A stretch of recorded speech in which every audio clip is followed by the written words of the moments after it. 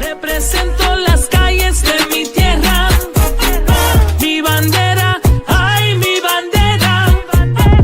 Puerto Rico y todos los latinos.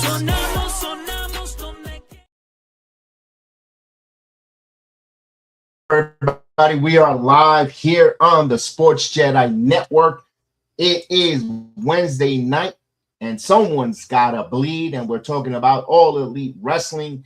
It's AEW Watch Along here on the Sports Jedi Network, and tonight it's from UK. It's the Holiday Bash, and a good one here, a 3-hour Dynamite / Collision, and we're here to watch along with you. So what's going on? Happy holidays to everyone that's celebrating. A happy Hanukkah for those that are in the days of Hanukkah festival. It's right in the middle. I believe it's day number 5 of Hanukkah, if I'm not mistaken. So to all our Jewish friends, happy Hanukkah in this season. And all of us here, happy holidays, those that are coming up. Yeah, we got a good one here for All Elite Wrestling. Holiday Bash. We have a contract signing. Swerve Strickland, Samoa Joe, and Hangman Page for World's End. I had a question, though. We watched along last week. Pretty good Dynamite as we're starting to give AEW a chance on our channel. I'm trying to give this company a chance. Again, I'm going to say this again. Not my cup of coffee with AEW, but I'm open-minded. I want to give them an opportunity to start watching it, seeing, what's the dislike or the negativity from the IWC towards this product.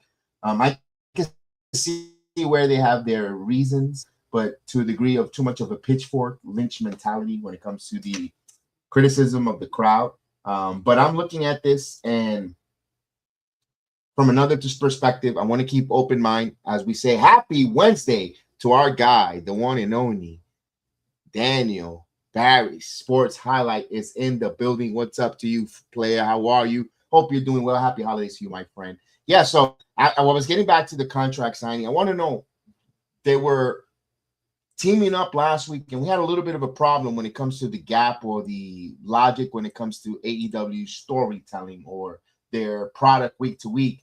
I know I had Chef Dan on joining me last week, and we asked these questions. Like last time, if you're a casual, you saw Hangman burning Swerve's house down. You saw them teaming up with no issues, no problem. And I know we had in our chat, enemy of my enemy is my friend, but they didn't really explain that on the broadcast. And then tonight, here's another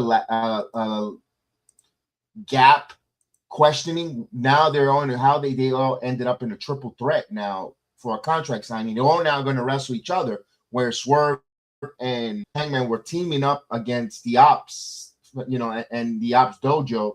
Where am I missing? Again, I'm the guy who's trying to give it an opportunity and giving it a chance, and I want to get into it. I want to be covered. I want to talk about it. I want to watch it. I want to, not become a sicko, but just give it an opportunity for it to grow. And they need help. They need help with ratings, and they need help watching this and shining the light on them and keeping them alive, because all it's going to make professional wrestling better, in my opinion. Or, WWE has to now raise this bar. You hear people, after that Saturday night's main event in the outside, chanting these letters, AEW, and they were upset at Paul Levesque and Creative.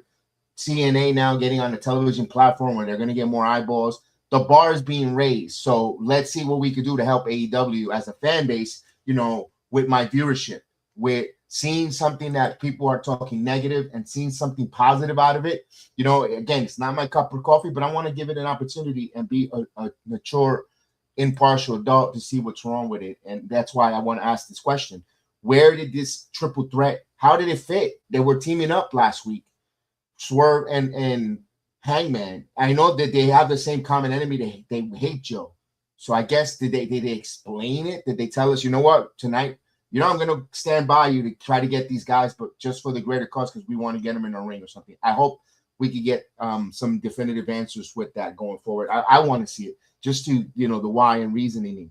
And we have the Dynamite Diamond Battle Royal. This is something every year they do a custom of that. It starts off as a Battle Royal. I believe the final 2 men become a one-on-one matchup later down, and the winner wins the Battle Royal Diamond Ring, which I believe is like a number 1 contendership opportunity. Correct me if I'm wrong, my friends, and on the Rumble chat or on the YouTube or even on the X chat, if that's the correct terminology when it comes to Diamond. I know that's like an invitation for MJF to return. He's, you know, normally when I think of that diamond ring, I think of Maxwell Jacob Freeman and that diamond ring. Interesting, they're across the pond, so I believe this is on a tape delay. With all these guys that want to be the first ones to put things on X and want to be spoilers, I'm glad I didn't go on X today. I scheduled a live tweet. I scheduled a tweet to go on to promote the show, so I think I'm going to start doing that going forward, especially when they're heavily taped shows like this whole next week. I'm just going to schedule tweets for that day, just promoting inviting you guys to come watch along on X, because these too many people, too many guys want to come. They're hungry. I get it. There's money in this, in the dirt sheets and spoilers. I'm not trying to bash you and say don't do it, Kings. Make that money. You know, the internet is it's big.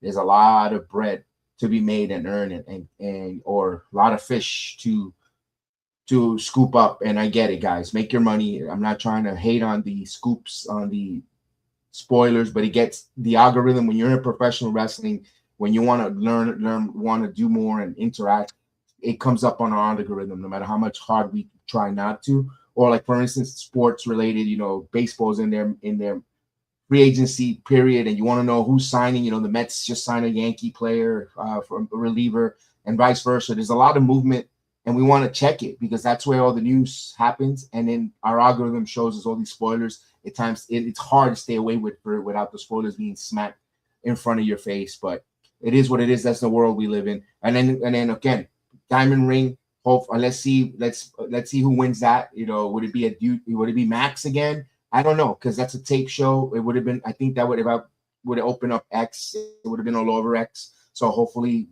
it's a genuine surprise if he does show or doesn't. I haven't seen anywhere, but I want to see who wins that Diamond Battle Royal. Who's the last two participants on there?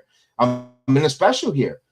Now, it's good to see her. I thought she got unceremoniously released from WWE, being brought up from NXT UK, being a tag team. So teaming her with Alba Fire, and then you know, they had success as a tag team. Isla Dawn is going to take on Jamie Hayter. So two United Kingdom favorites at home. They're going to go one-on-one tonight. Pretty good there to see where Jamie Hayter, and for Isla Dawn, I hope she has I know she's been on AEW television, but I hope she has a great showing where they make it official.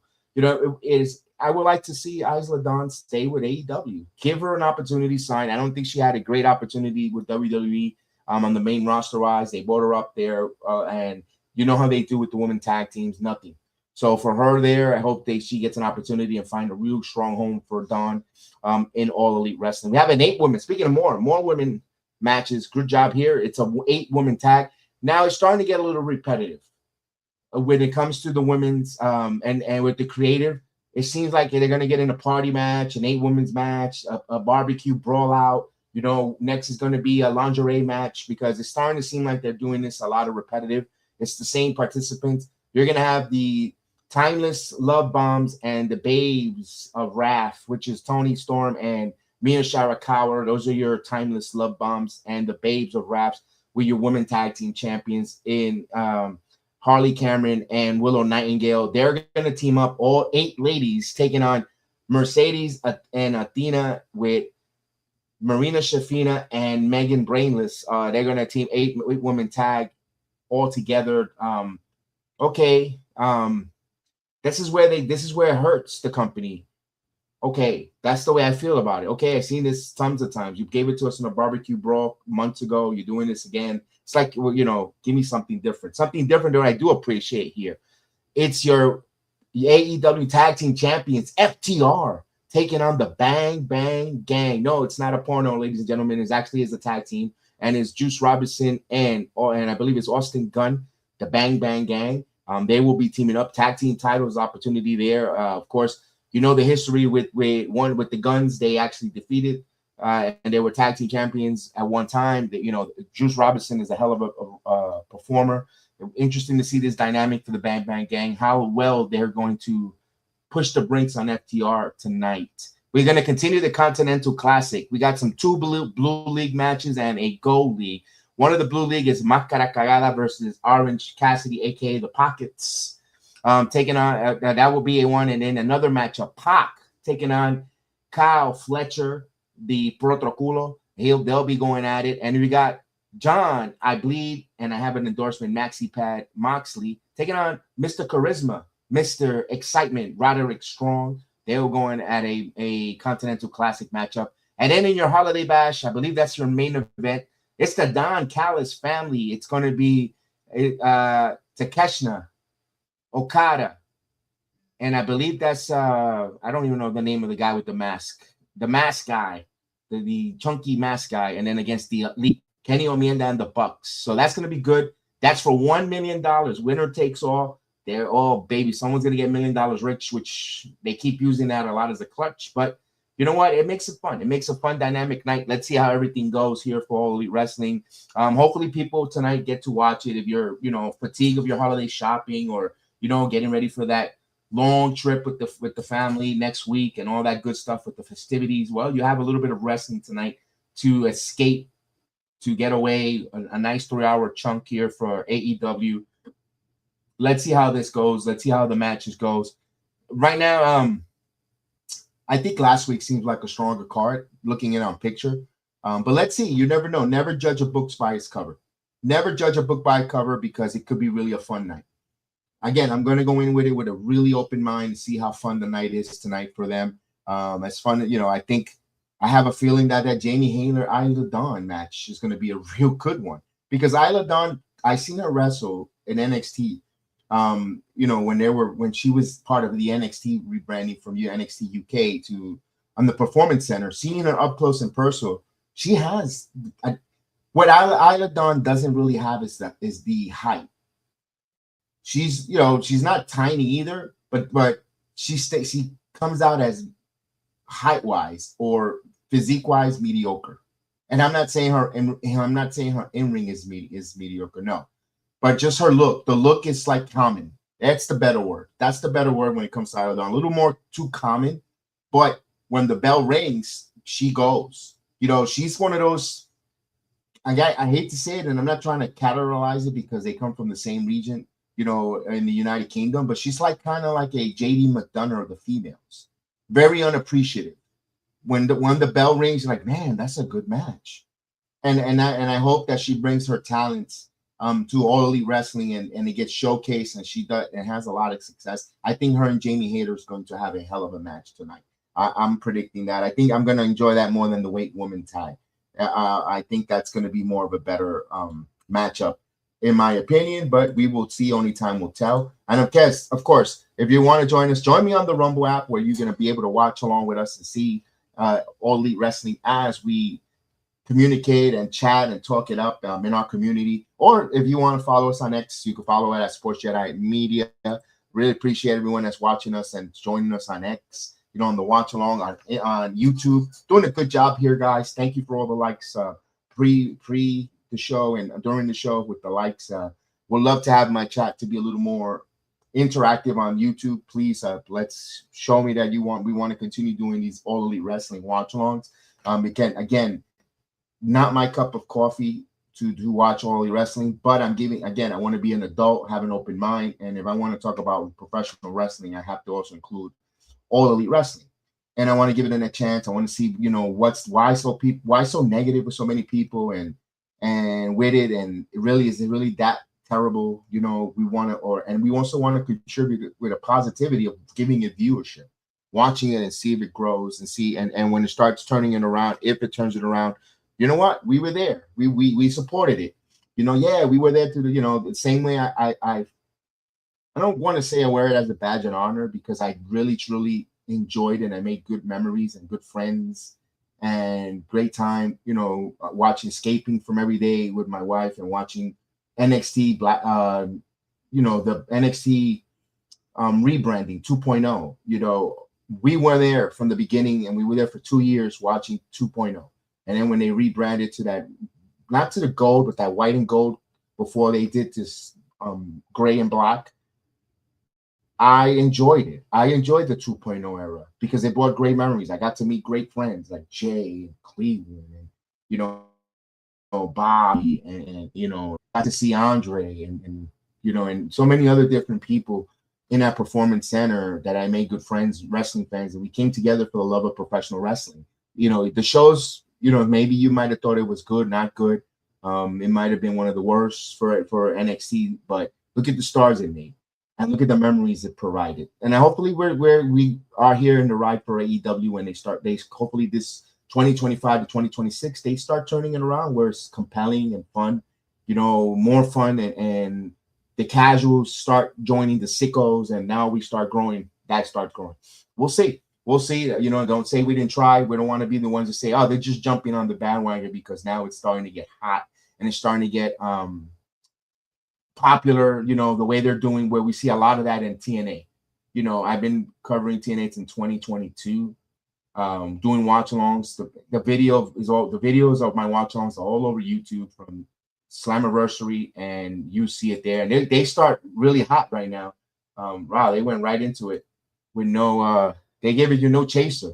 We got John Moxley already in the middle of the ring, at least on my end. Let me see if I refresh my browser. All right, we're gonna get that in there.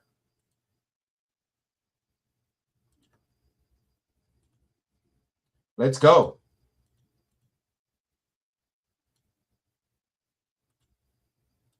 That was pretty quick. We got Roderick Strong and John Moxley. So that's the opening contest. So they're going right into it with a match. Blue League matchup.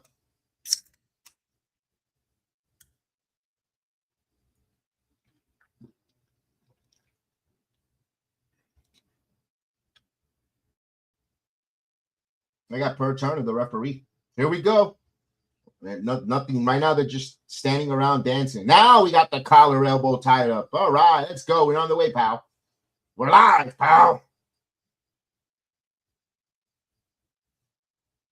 This has got to be a John Moxley victory here tonight. I mean, my goodness.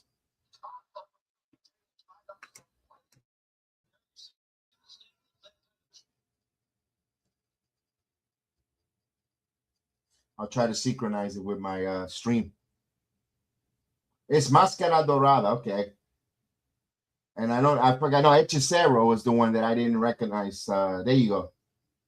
I apologize for that. When I started giving out the card earlier, I was like with Omega, Okada, and some guy, a fat guy in a mask, and it's Hechicero. And listen to the crowd. The crowd sounds great. I know one thing I got to say, when they go to Europe, when they go overseas, you guys bring it 100%. You know what? You guys make the experience really cool. I laugh how the American crowd sometimes want to copycat certain chants, like the Cody Rhodes, Roman Reigns, but they don't bring it every time. If you go to European crowd, whether it's France, England, anywhere, they're loud and for everybody, and I love it. I love watching the European. The only thing I don't like is the time change and when they want to give you the spoilers when you're at work. But that's not Europe's fault. That's the .nets and the all the others. See people that want to just give up the secrets before, because we had it first. I have sources. You copy and paste.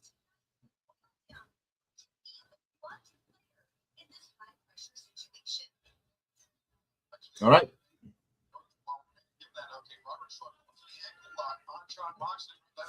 We got some graps here right now. Just some wrist lock control by Roderick Strong, and then Moxley's trying to reverse it. He does, and he gets a side headlock. Take down with a side headlock. Just classic wrestling. You know what? I have nothing wrong with this. To start off classic wrestling, you have a 3-hour show. You don't need this. You don't need to. When you get on a roller coaster, it doesn't drop immediately. It starts building. So what they're doing here is building here with this. And look, the crowd's clapping, getting the crowd going. All right. Moxley and Roderick Strong.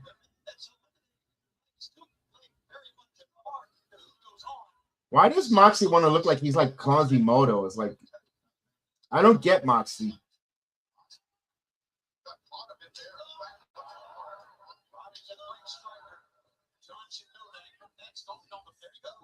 Nice dragon screw by Roderick Strong. Now, if I'm Roderick Strong, I'm working on that knee all match. And he is again. That's going to be now the Achilles of John Moxley. Work on the knee now. And you know what? Moxley has a history of been tapping out lately. to a lot of different submissions. If I'm Roderick Strong, I'm working on that knee all night and trying to get a submission victory on John Moxley. If that's the story I'm going to tell, but Moxley just knows so that no knee doesn't hurt. Now they want to go into the middle of the ring with the strong style bullshit. See, this is where people get upset with him. Now, okay, he jiggled the knee a little bit, like taking the rust out, remembering. Now Moxley back and forth. All right, I could appreciate this now. Now we got a little bit. Toma Ishii in the back wants a little piece of this. We got some nice shots, forearm shots here. Oh, I like that. He didn't land on it now. He's favoring the knee again. Okay, now remember, you have a bad knee. I like this. Okay. As much as I criticized about no selling, he's selling that knee. So far here, he's selling the knee, which I love it. And Moxley, now the match is taking a turn to the outside. But what would Paul Turner do? Paul Turner joined them. This is not, he should be, not for nothing, he should be on that apron starting the count, not following them to the outside. All right, you followed to them the outside one time. Now the referee is following them. This is not a 4 counts anywhere match. And what is he pretending to count? No, not counting, excuse me. He's pointing them to get back in the ring.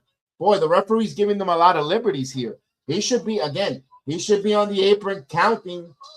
That's it.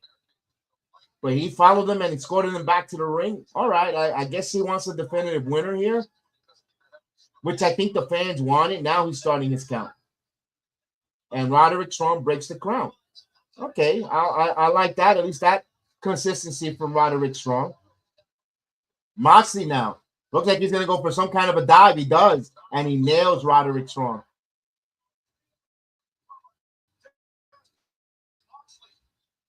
Got that elbow, like that elbow dive to the middle rope. I like it.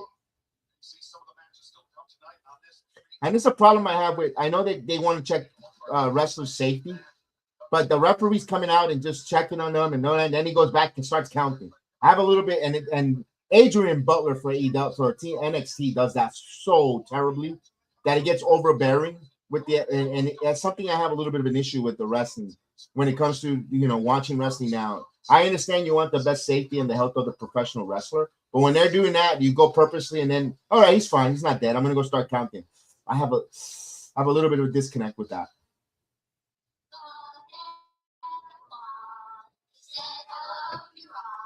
Yeah, unfortunately, we are not HBO Max rich where we get to stay with it.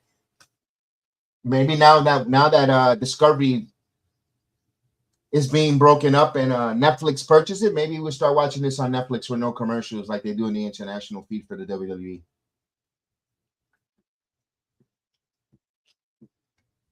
That's if they go to Netflix. Who knows? Maybe I'm wishing too much. Here's one thing I got to give this product a lot of credit and kudos.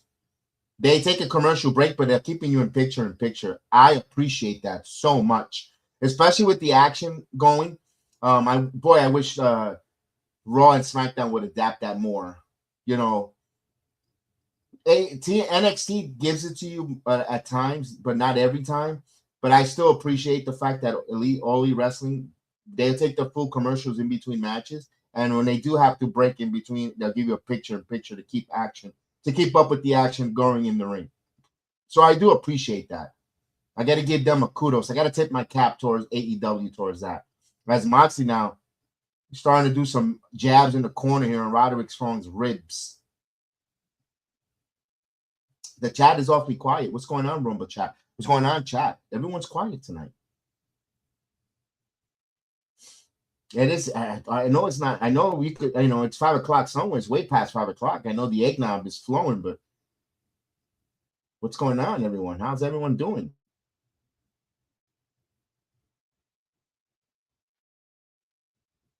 Moxley with some nice hands. Look at that. Moxley's beating up Roderick Strong on the corner here. They're in commercials, so you don't hear Excalibur in the background if you're on X. What's going on, man? Dash, what's happening? I just got back from an event tonight. I haven't been to a wrestling event over 10 years, but it was really good. It was long, though. Oh, so you're calling us from the UK. How was the event? No spoilers. Did you enjoy it? He just got back from the event tonight on the UK. He had a great time. It's been over 10 years, and he really had a good time. That's what counts. That you enjoyed yourself and you got entertained for the amount of money. And forget about the money you paid. Your time was entertained and you had a good time. That's what counts. That's what it's all about. The escape and the entertainment factor of going to these live events. I'm glad you did. Great job there. Happy holidays to you. Thank you for writing in my chat. I appreciate you. All right, we're coming back from the Continental Classic. We go John Moxley, Roderick Strong. Moxley's working on the armbar here in the middle of the ring now. There it is. Laying it on Roderick Strong. Now he's got like a face lock or FTFU type of modified. Listen to that crowd. You guys were hot there, though. I got to give you guys credit. Loud. It sounds great on television. Although the upper bows are a little light. The lights are turned off down a little bit, but who cares? I just like the audio, and what I see right now on my television looks good. Looks packed. Good forearm by Roderick Strong. Now they're changing some forearms here.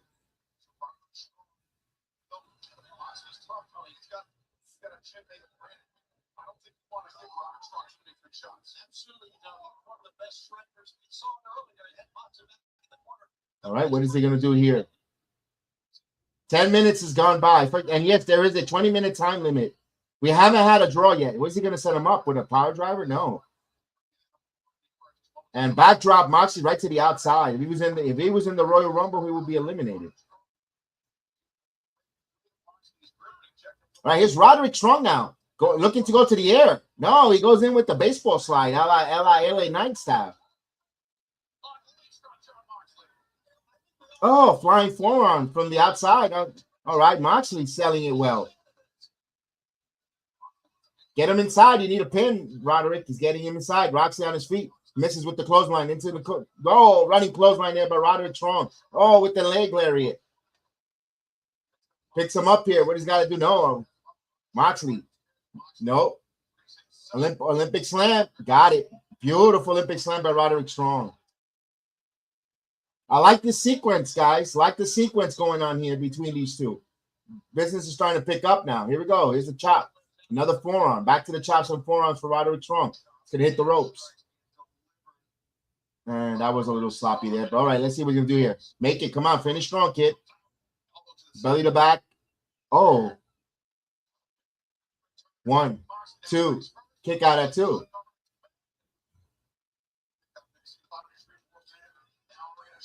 Roddy Strong now wondering what he needs to finish this guy. He's a 3-time or 2-time AEW world champion. You got to give him your best, bro. Moxley, you work on the knee. I'm surprised he's not going back to the knee. He's been vulnerable with the knee now. Compromise, attack the knee. He was trying to get a Boston Crab, and Moxley got out of that. Right here is where he should go and chop block him. Chop block his knee, Roderick. You had a good story with that earlier. Now he moves the steer steps here. Look, now Moxley kind of like remind him, hey, I got a bad knee.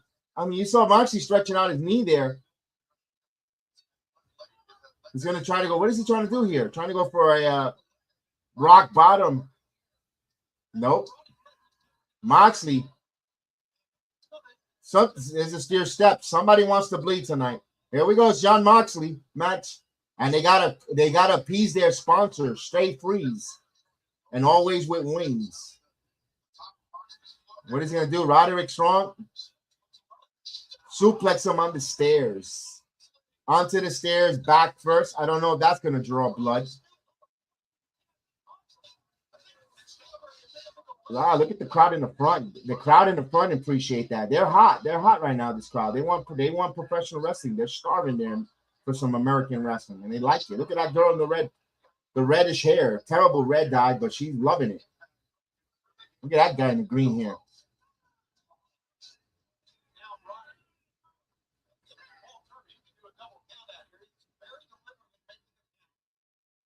Gee, thanks for telling us. The referee is deliberately slow during the count. We did that already all through the whole match. It's pretty much a no DQ match. Here we go. Roderick gave him kicks with the kick up insecurity, but Moxley still keeps climbing the ropes with no selling. Now here goes Roderick Strong raking the back.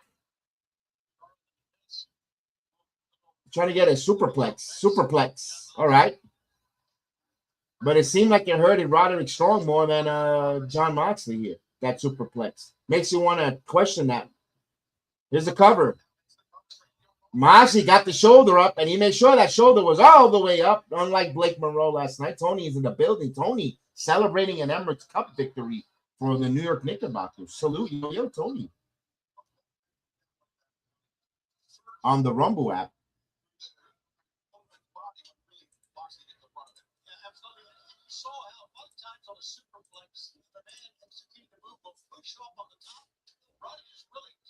Yeah, I saw the fourth quarter last night. I did watch the fourth quarter after we got off the air. I was going to go to sleep, and I said, I'll watch it. I got there. What a fourth quarter by Tyler Kolak. I mean, my goodness, I could break that down there to see. And, of course, OG Anunoby's kept the team afloat all night. Jordan Clarkson. And Tyler Kolak, extra ball handle for Jalen Brunson, seemed to be the big key point there. That's why they didn't turn the basketball over down the road. It's a powerbomb into a Boston Crab. Come on, turn the Boston Crab on it. No, roll up underneath.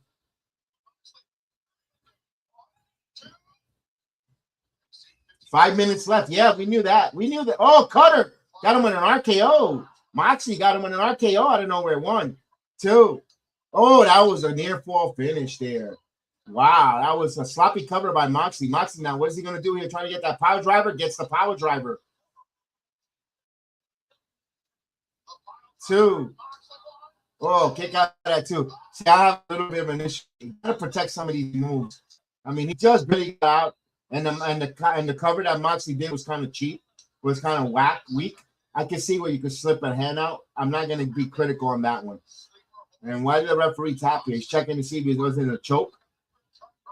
He's got a ball. He's got a bulldog choke or a sleeper, modified sleeper. Let's see if Roderick will. Is he going to give up?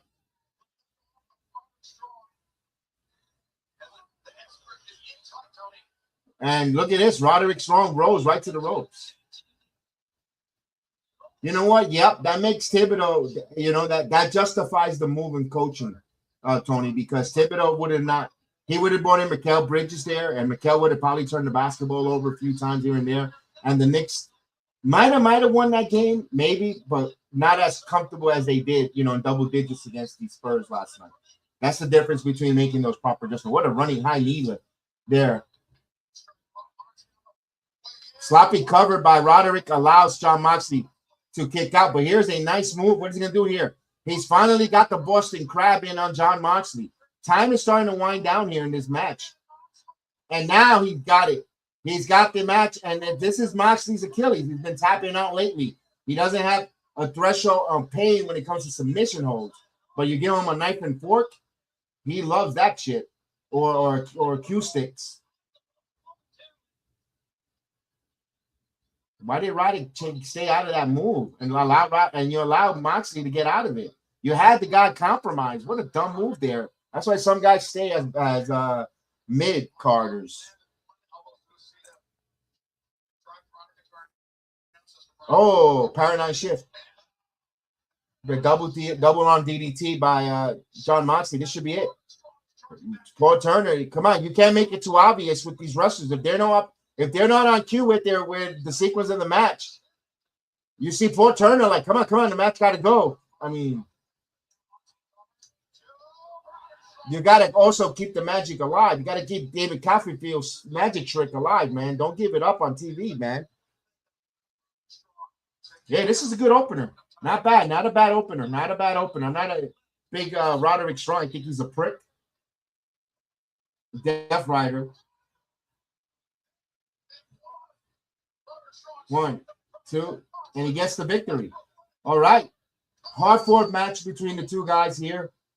Not bad. The only thing that gets me is ESPN and the analysts didn't give us credit.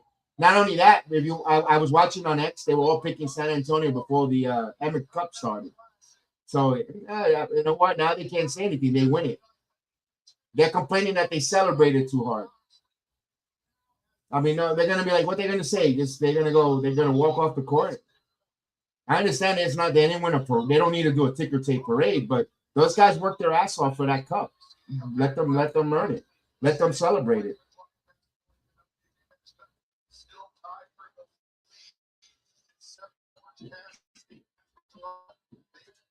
All right, Moxley gets the 3 points.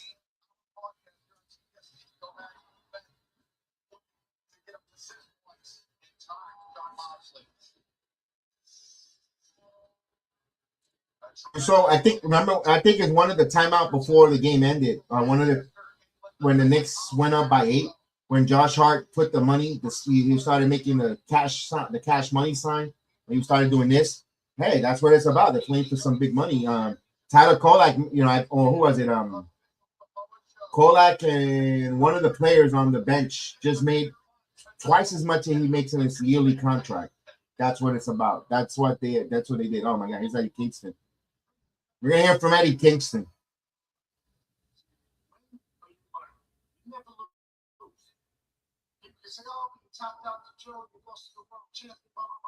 Oh, that's why they called him a bum. And speaking of bum, we got Eddie Kingston talking to him.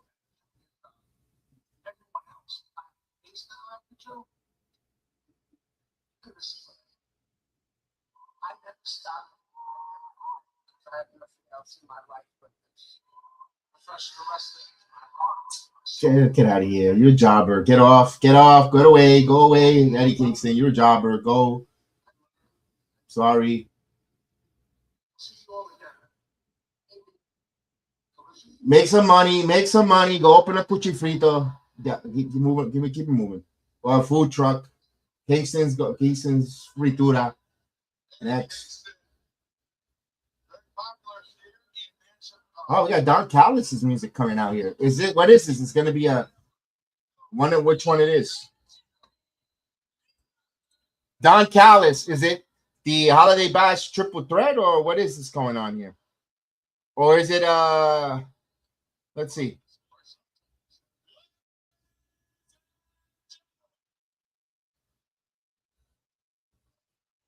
Oh, we're going with the triple threat.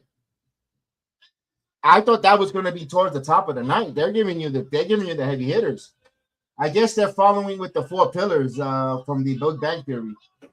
They're the ones that draw the highest rating, so they want to put the top spots early. All right, here's Take a Shit. Okuche and Okaka and Take a Shit. Here we go. Here's your IWGP champion.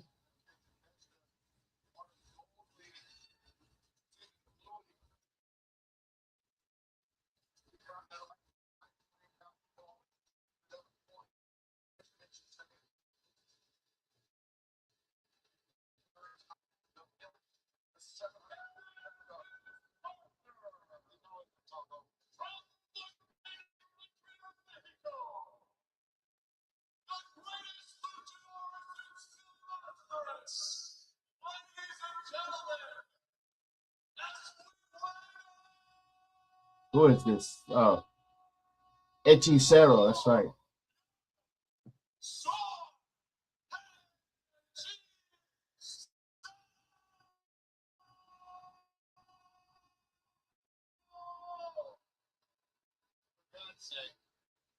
Oh, it was Hechicero. He's been sampling the tamales for Christmas already. Look at that. Looking full. He's filling out those tights to the side. All right, where's Okaka?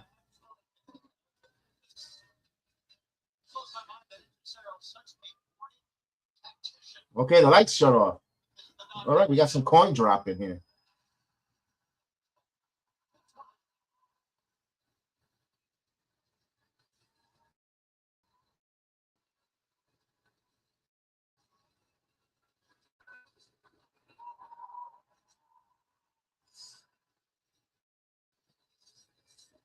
Yeah, he's got his Guatemalcado robe on.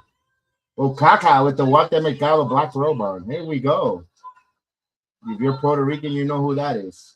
Just Google it. Walter Mercado.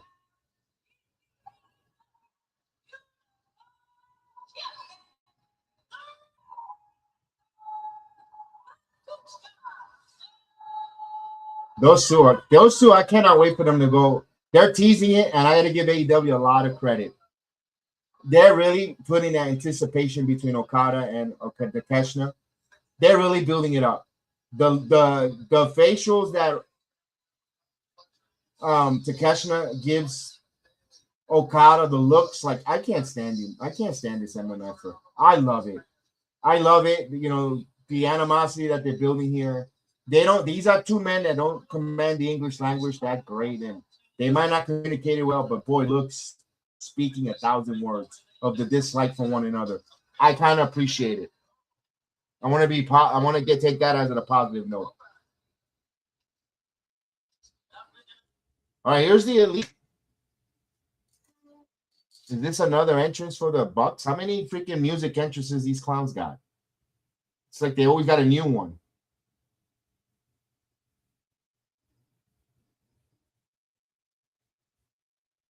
And here's Kenny Omega. Kenny Olivier. Let's go.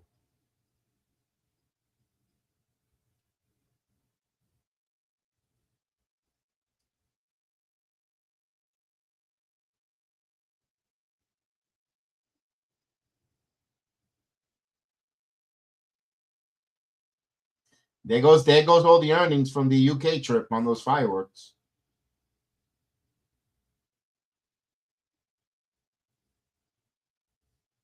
Look at that, Mark. Look at him. He's going happy.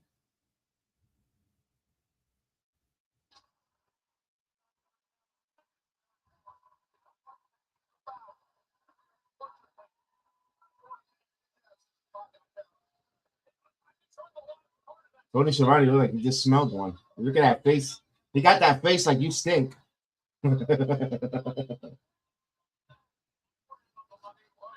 He asked Don Callis, what is that, potpourri or kasha?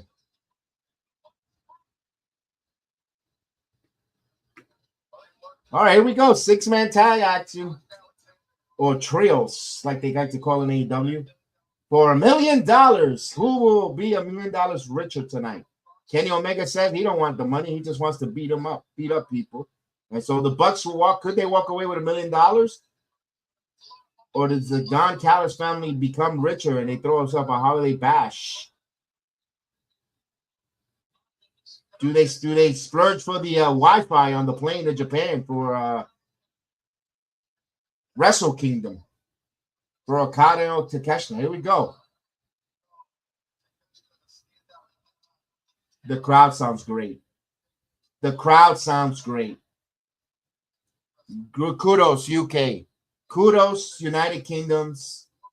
You're doing a great job there as a crowd. Love it. Visually, it looks great. Here we go.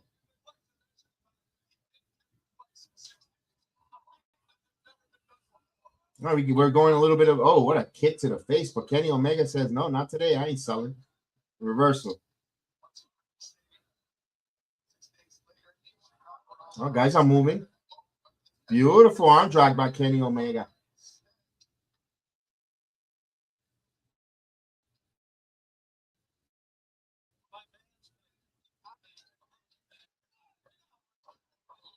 More pyro, pal. Yeah, they should turn the pyro right now. All right, we got the Young Bucks coming in now. It looks good, Tony. Not for nothing, it looks good.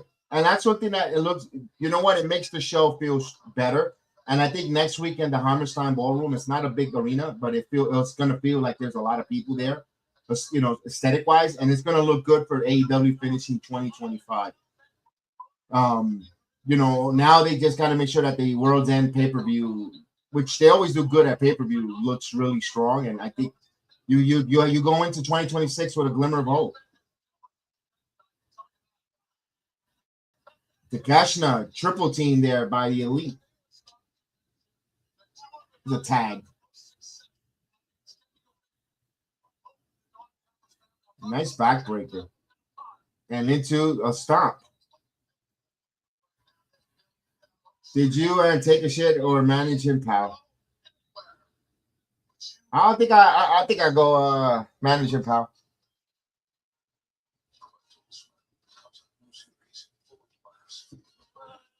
And speaking of that, we want to say thank you to our We seen all this Kenny Omielda and Okaka and Take a Shit. I want to say thank you to our sponsor, Dude Wipes. Dude Wipes. Official sponsor of the Sports Jedi Network. Getting my holiday. I can't wait for my holiday care pack coming in the mail. This is our sponsor tonight's program. Thank you, Dude Wipes, for sponsoring, and of course, this show. Now, when you think of Dude Wipes, you think of this right here: Kenny Omielda, Okaka, and Take a Shit.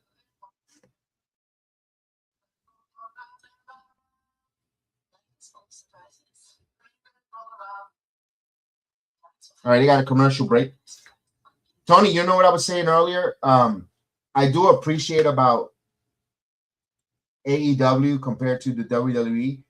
When they do have a commercial break in between matches, they have no problem going to picture-in-picture where you can see the action. If you're into the match and you see the story of the match, of the comebacks and so forth, at least you're able to see the matchup and what's happening currently.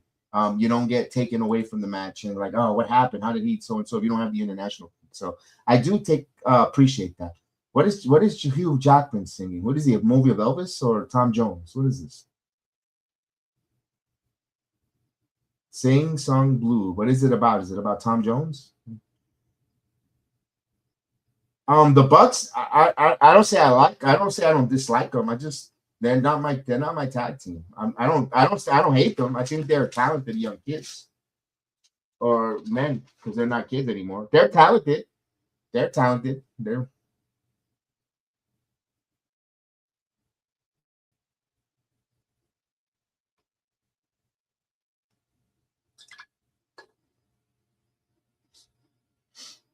all right. We're waiting. They're in a commercial, but Hechicero now working on one of the Bucks' knees. Hechicero again. He is not shy of eating the holiday tamales a little early, as you could tell.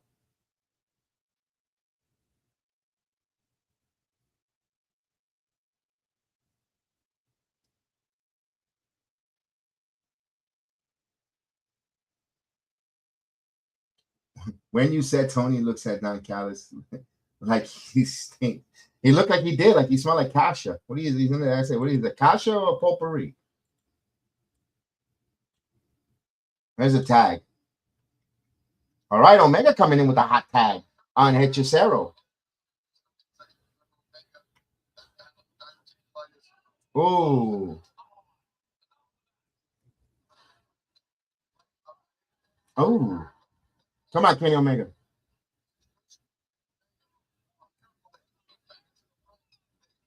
You know what? This match hasn't had any super kicks yet. And the Bucks normally do everything is with a super kick. They brush their teeth super kicking each other.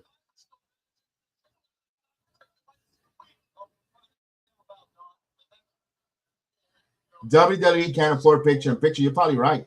Though they don't want to shell out the cash for the picture-in-picture on Tony. But you know what? That separates the viewing product of AEW. And I'm surprised their viewership is a little lower. Here we go.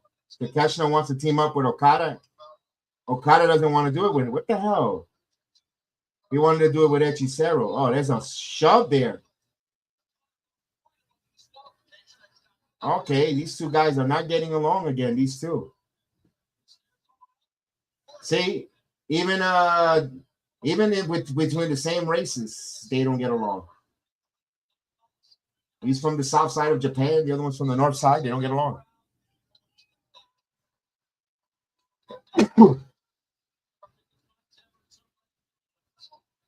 Here's Tony Schiavone fudging the numbers now of the people in the arena. See, that's the problem this company has. Just stay quiet and say, hey, we got a nice capacity crowd. You don't have to start throwing numbers and this and that. And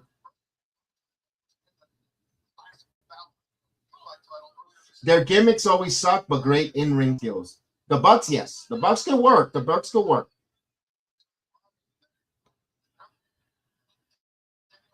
When they're good workers, that's tag teams. They're good workers.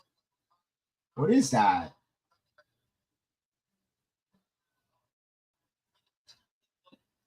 Omega with a nice throw. Why did he didn't go for the tag? He wanted to do a sloppy hurricanrana. Okay. Yeah, Omega's heading to the end of the road. I'll be honest with you. And I know it's going to sound like a negative comment. And if it does, I apologize if it does. But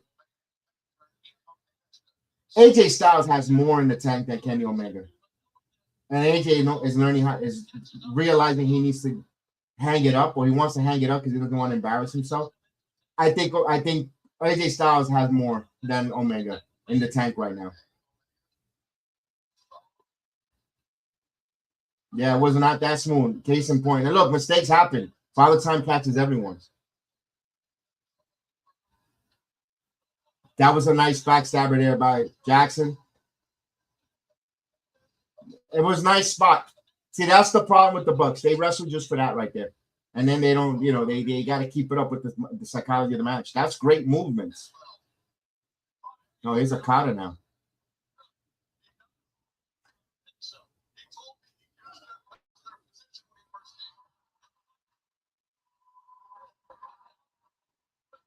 According to Jim Cornette, the laziest wrestler in all of professional wrestling, Okada.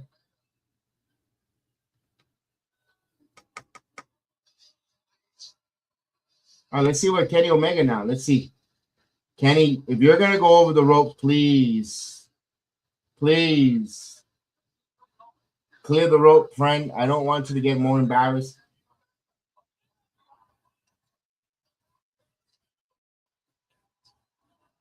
Uh-oh.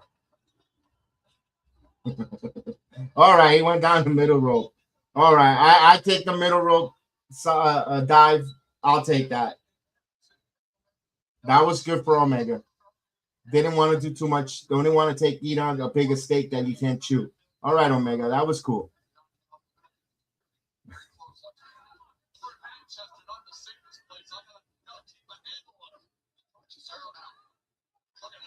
Even Omega's hair textures changed. What is this? A Hechicero with a okay. I was different from Hechicero. All right. We need AJ Styles for Kenny Omega. You know what? I wouldn't mind seeing that. You know what? Be honest with you, I wouldn't mind seeing Styles versus Omega. Would not see that. I'm pretty sure they wrestled in New Japan when AJ Styles was out there. Again, it's extremely for me. They took a commercial. Wow, and we were just glazing them about not taking a commercial in the middle of a match. But I was gonna say, for me, it's hard for me to get into any wrestling from across over there in Noah, Pro Wrestling Noah, All Japan, Stardom. It's just the time difference. It's just really difficult. And once it's recorded or once it passed, it's hard for me to want to watch it. It's this here, and it's like, with all the spoilers and stuff. But for New Japan, I could never, only for Wrestle Kingdom that I'm on vacation from work, and I will get up at 4 in the morning, or whenever, 3 o'clock, watch. And even that, I'm like half asleep watching it on my phone. Oh, I don't think it was NXT that messed up. It was just someone that got their wind knocked out of them. It's like when a defensive end or a cornerback goes for a tackle to stop a run and he gets the wind knocked out. They have to come out for a play. I think Blake Monroe, when you see the ending sequence of that match where Thea Hale hits her with the move, and then she hits her with that backdrop, coffin drop onto her sternum, knocked the wind out of Blake Monroe. And you see the move set that she did prior to it. I think that's what really knocked the wind out of her, and that just finished. She was probably collecting her breath and caught her. And remember, it's only 3 seconds. And if you're not conscious of your wind knocked out for 3 seconds, 3 seconds are quick. 1 was 1, 2, 3. And she then tried to raise her hand out, and I like the referee still went with the count. And I like how these internet dirt sheeters, they're going to change their policy because of the finish. I'm gonna tell you something. They're writing stuff for engagement for me. Because I've been sat at the Performance Center for years, for 2 years for the NXT. I've gone back and forth. Rarely, performers do not leave that show at all until the end. And I could tell you case in point, because when we leave the Performance Center, we see a lot of the wrestlers going and gathering their stuff to get to leave. And wrestlers that wrestle and didn't even wrestle in the card are still in the Performance Center. No one leaves early. None of that bullshit that you see online. and I'm gonna call you out, Sean Ross, Fightful. You putting out you're just stirring up bullshit nonsense. They all stay until the end of NXT finishes, because when we have to wait for a lot of times when the show is over, we have to wait for our buses to leave NXT, and sometimes the buses are packed and we have to sit there for 10 minutes or even longer because the talents are starting to leave. Once the show finishes and you see them leaving, and if you stand outside and watch them, you see when the wrestlers leave in their cars, and some of them will say hi when they leave, some of them don't even bother looking. They just keep going and want to go home. So for them to say that the talents don't stay and their new policy, that's just to stir up bullshit. To start up a narrative where you could think that they have really big insights. It's bullshit. I tell you from being there in person. Sorry. Don't start fake shit. This is where people get mad with you guys, with the .nets and the Fightfuls and all that. This is where you lose credibility. You have good juicy points and you might have insights, but then when you start stirring fake shit up to a different narrative, it's like, this is where you get the irony of the industry.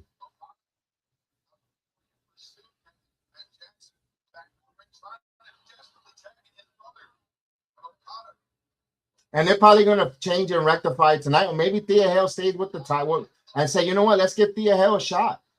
Let's see. Give her an opportunity like Tatum Paxley for a couple weeks.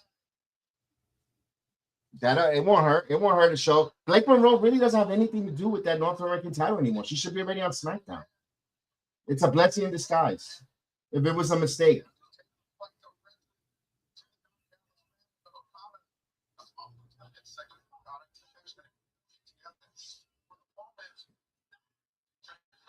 All right, now we got the Bucks here working. We got Nick Jackson working strong here.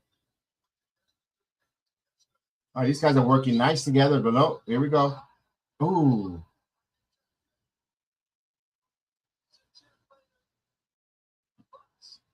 Super kick. That was nice. That was very nice. Very nice sequence move. Excellent move there.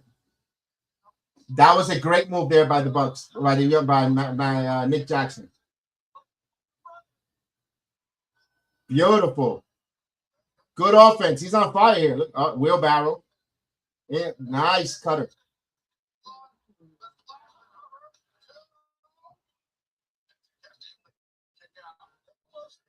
Bucks in control here. Here we go. All right, that was nice combo. Takeshita kicked out, and I know it was impossible to get a teammate there. This is the part that I would have loved a teammate to break the cover, because he just got hit with a splash and a Santon, and I would have loved someone to break the count. And Takeshita comes right back and hits a strong offensive move. And I would have liked someone to break in that count there, just to save the credibility of their move. Hechicero now with a backbreaker, but what was that? I don't know. That's a little. And I was starting getting Nick Jackson. He's tired right now. Oh, that was a beautiful knee. He didn't. Omega should attack his partner. What? Again, you see the lapse of the psychology here. What the hell was that? Okay. All right. Canadian Destroyer.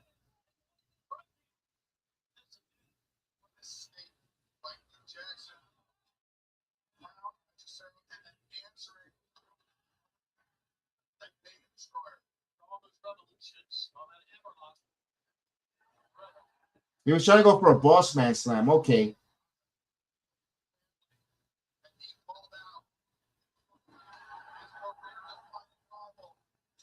Oh, Okada wants Omega to tag him in. Tag him in. Omega Okada. They're giving that homage to the crowd. Hey, why not? They came in and filled the crowd. And look, I like how the Young Bucks step back and lead them into the ring alone. I like that. I loved it. They kept them the ring one-on-one. And there we go. That's a moment. That's a moment for the crowd there in the UK. Good job, AEW. Now, there was a production meeting. That was kudos to that part of the production meeting.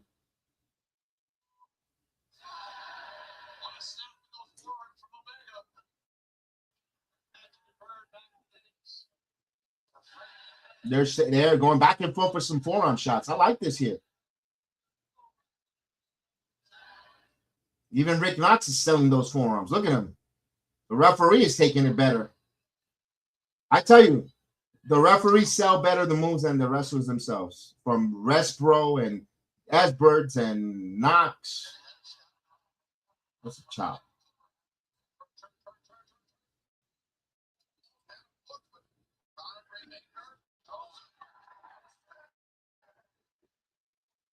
Oh, I think we're gonna do the Poison Rana. No, electric chair.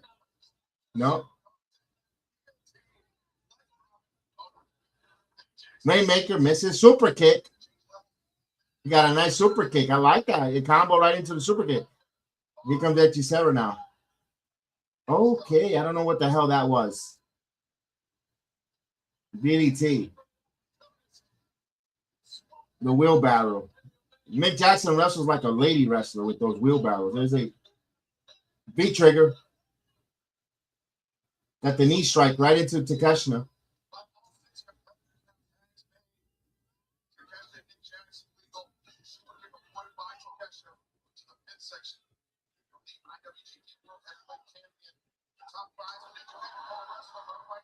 This match is going to go for another 15 minutes.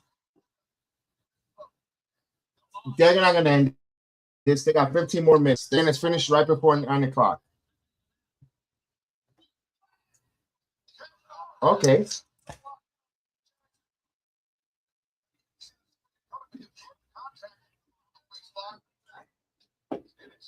Oh, strong forearm by Takeshita. Super kick. You say, no, we're not going to not sell that one.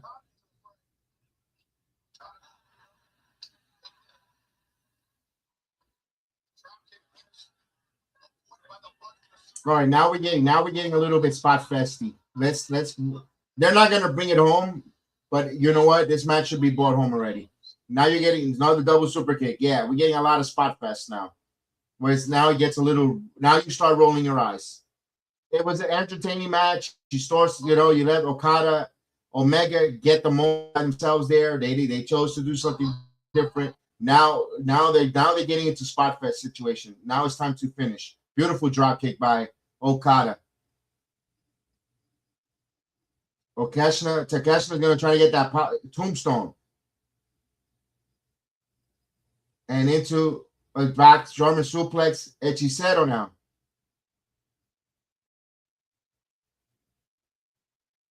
Ooh, the power knee. This should be it. That's the right outcome. See, that's the right outcome for Kenny Omega to break that pin. No way, Nicholas Jackson should be kicking out of that with all those movesets. Correct way to break the pin there. I like it. That's good. That makes sense there. They want to keep the match going. That's the way of breaking that pin. Now, the heels, all three members with Mick Jackson in the middle of the ring, and they're going to get him with a little, wait a minute. Rainmaker almost missed.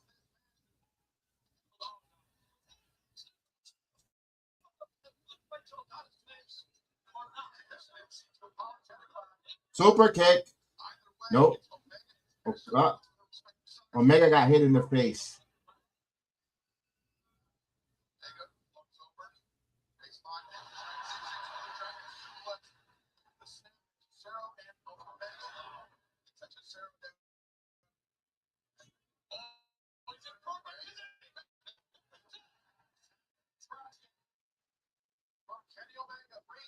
Okay, go yeah, here we go. Okay, snap suplex. Snapdragon suplex. Another one. Hechicero. Rainmaker. He missed it. Dragon suplex. Guys, bring it home already. You're going a little too long. See, this is the issue with this company. They don't know when to bring it home. They don't have the owner gets so marked up and so enjoyable. It's great. Bring it home. Triple super kick. Don't stay too long. You don't need to go long. Finish it. All right, the D trigger. Now. All right, I hear the bell. 255. This guy's 285 easily. All right. That was sloppy. See what I mean? They got the wing angel, but it was so sloppy. They wait too long to finish to bring it home, but good job. It's over. All right, that was a fun match for those guys. Fun match. The $1 million go to the Bucks. Hopefully they drop the money situation now. The party matches, money crap. Drop the money stuff. It was cute. The fans are starting to roll their eyes when you do matches every night for 250, 350, a million. All right, here we go. The sore losers are in. Don Callis family coming in and attacking your baby faces here. But wait a minute. Okada and Takeshita, eye to eye.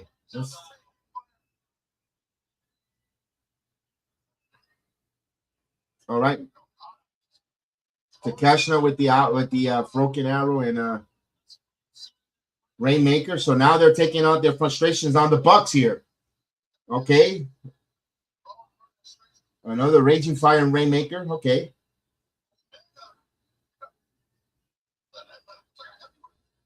Oh, now this is boiling up here. Here's Don Callis getting in the ring.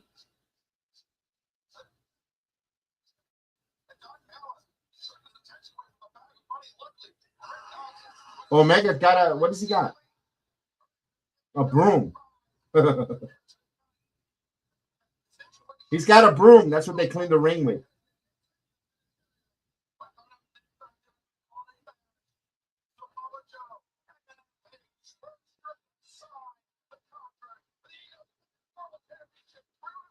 All right, so there's the $1 million bag.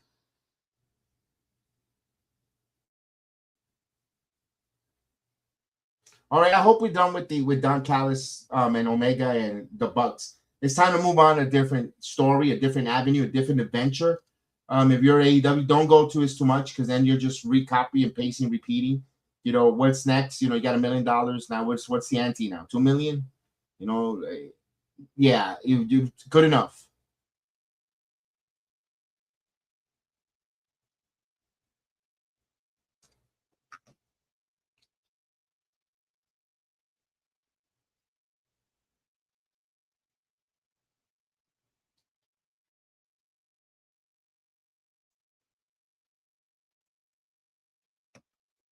We have a little bit of a commercial break here. Let's calm that down.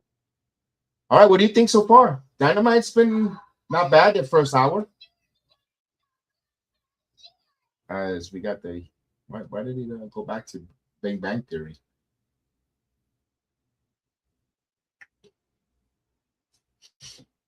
Not bad. First hour in the books for All Elite Wrestling. Not a bad one. You had Moxley beating a Roderick Strong. You had this party match here. The $1 million goes to the Bucks.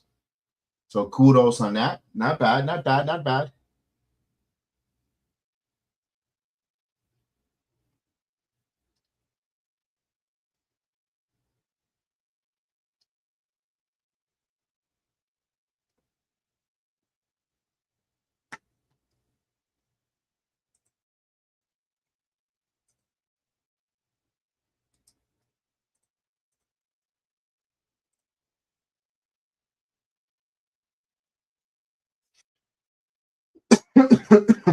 Damn, we still got 2 hours. 2 hours. We got a contract signing, Jamie Hayter, Isla Dawn. We got the 8-woman tag match.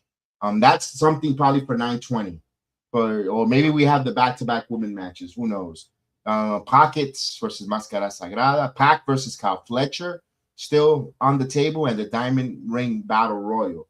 I think the Diamond Ring Battle Royal is going to be the end of the night.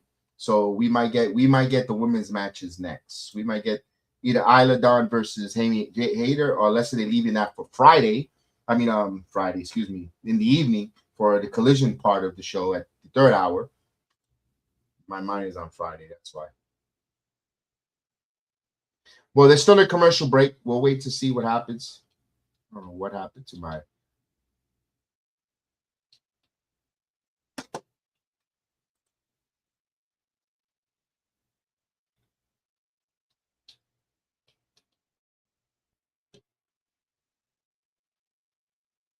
So, Tony, did you watch the NXT last night, or you just saw the highlights? I'm pretty sure you were knee deep into the basketball game. But if it was, we were doing a watch along, we were a little confused, like, because the production staff actually played the music of Blake Monroe. Oh, you got the contract signing there.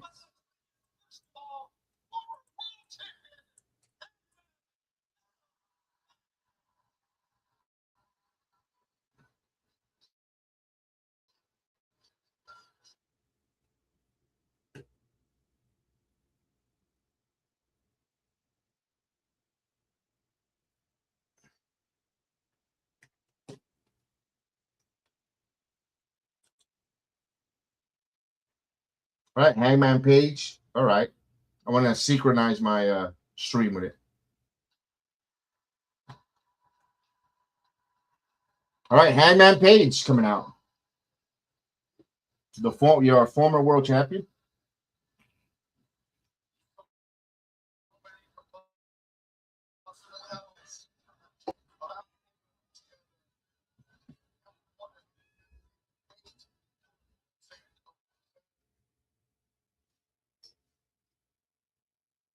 So I see a cow. Oh my god, a horse face.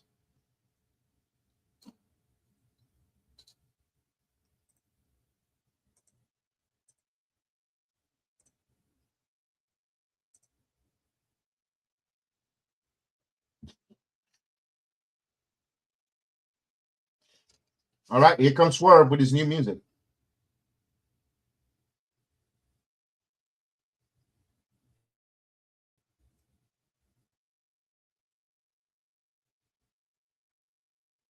Not a lot of lights, not a lot of fireflies.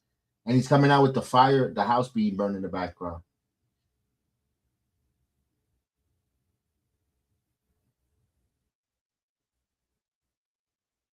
I'm sorry, but this dancing fool doesn't go with this.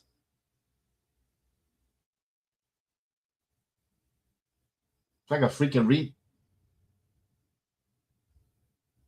Parece un retardado.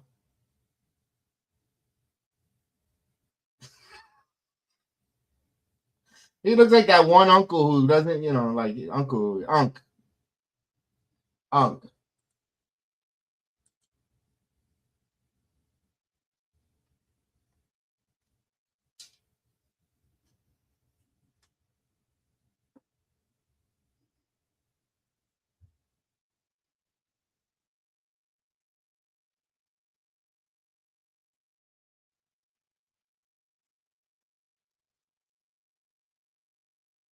I hear Swerve. Swerve looks pretty cool.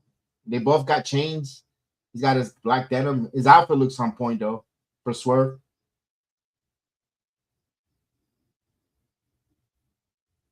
All right, here comes Samoa Joe.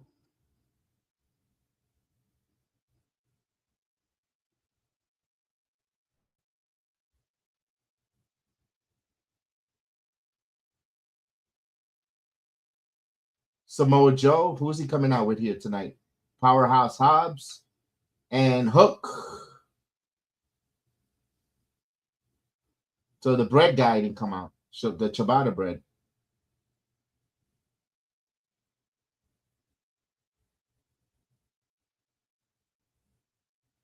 Hook like he still haven't hit puberty.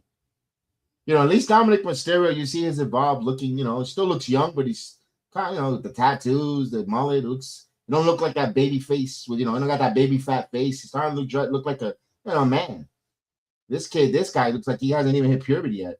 Holy shit, Hook. When are your balls going to drop, kid?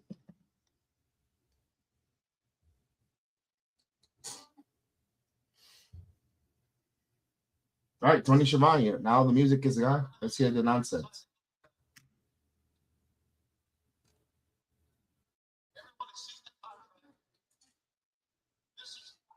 So if they've seen it, why do they need to see it? Now would they need to sign it in the ring? If you saw it already, why didn't sign it back then? And why are you wasting our time?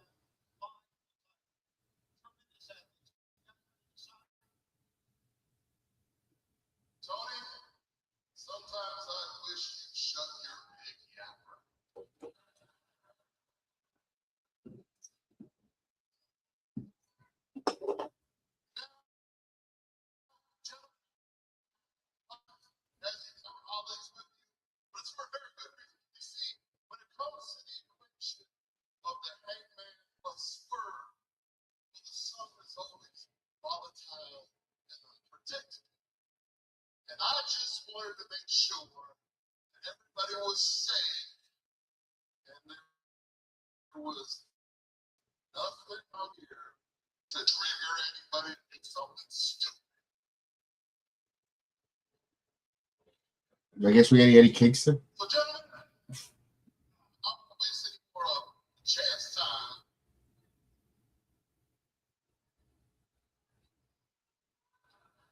I forgot he's trios champion. Like, why does he have 2 titles?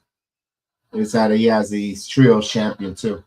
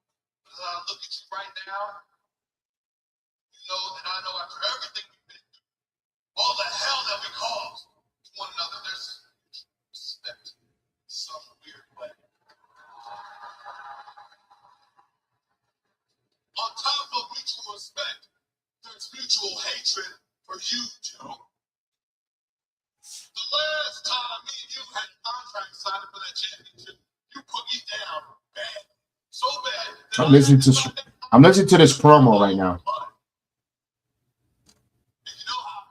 Okay.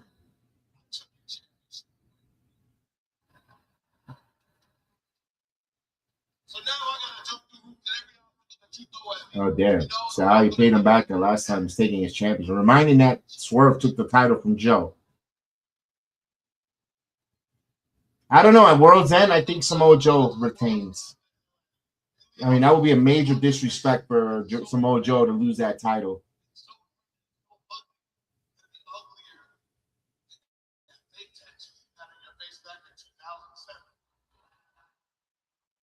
Get on out of there. He's just a clown.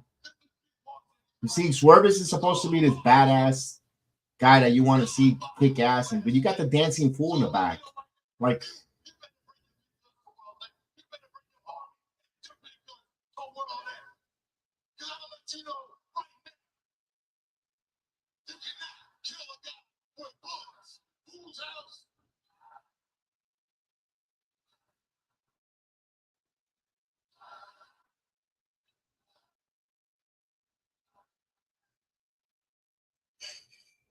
all right, that wasn't the greatest promo from Swerve, but effective. We got the crowd cheering Fool's House, so all right. Let's hear what the Hangman's got to say. Not promo is not his strong suit. Let's see.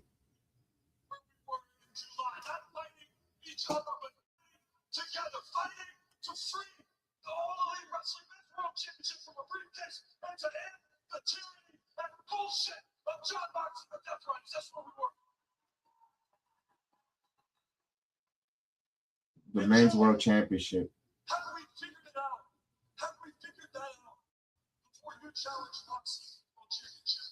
No, they were trying to free the women's world title.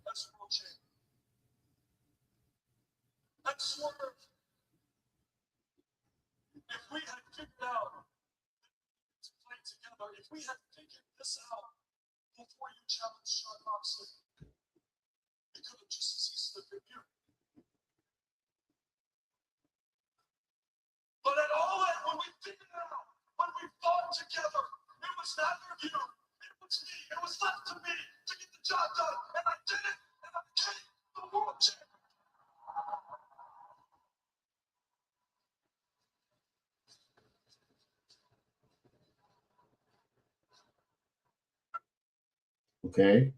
What's your point there, Hangnail?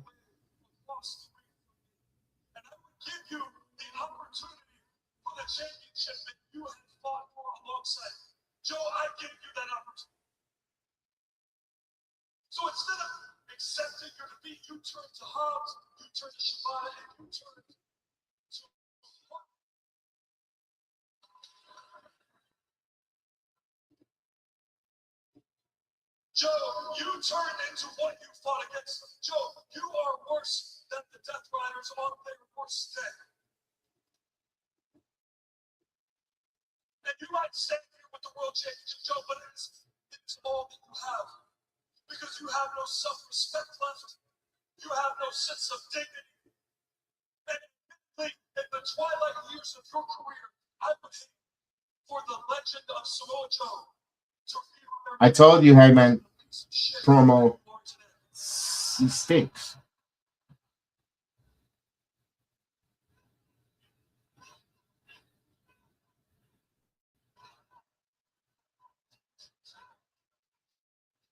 If anybody would know about that, it's this godforsaken town. He needed to rile up the crowd by taking the cheap shot at the crowd. I knew, Joe, and I planned on defeating you. I planned on defending the championship against everyone who helped me. I planned on defending the championship against Dark. Yeah, he needed to get the crowd back on because this promo from Hangman ain't going anywhere, guys. This is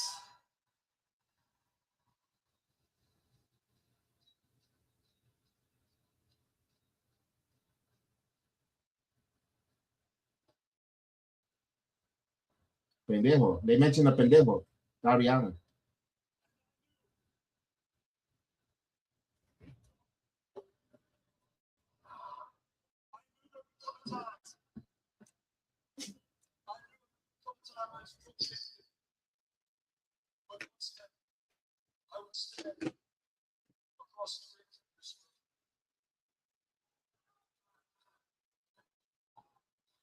Oh. The crowd took over the chat, took over the promo with the ole ole chant.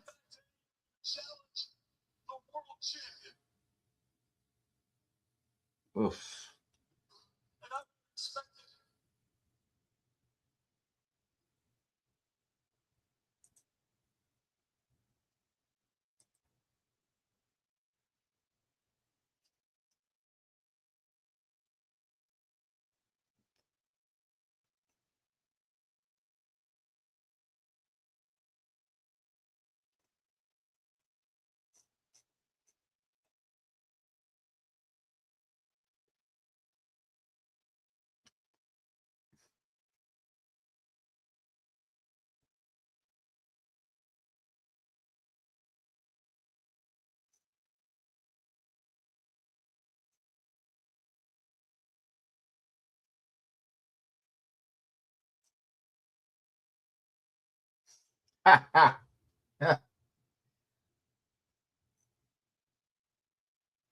Wow, this promo went from to I don't want to hear it no more.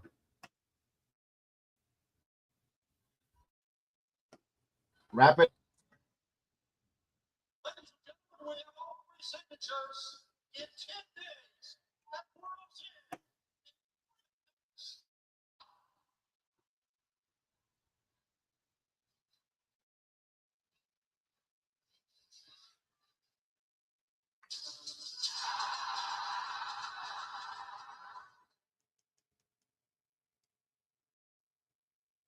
The lights are off.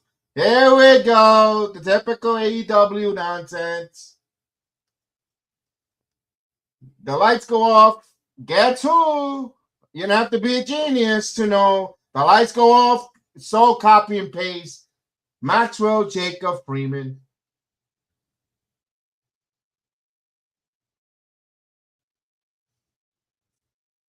Here's AF.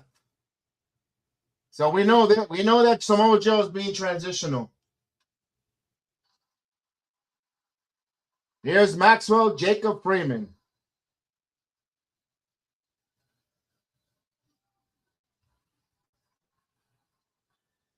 All right, All Elite Wrestling version of the part-timer.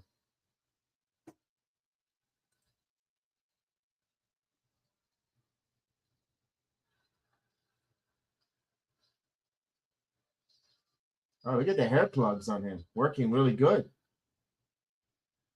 Somebody's been to Switzerland.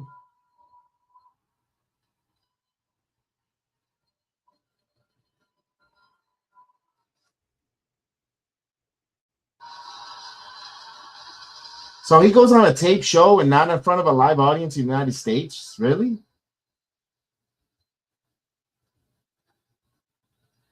Oh, he's signing. He's got his cash in. So it's a fatal four-way then. Because, of course, they have to announce a week in advance that he's going to. They have to do a week in advance because he won that call your shot.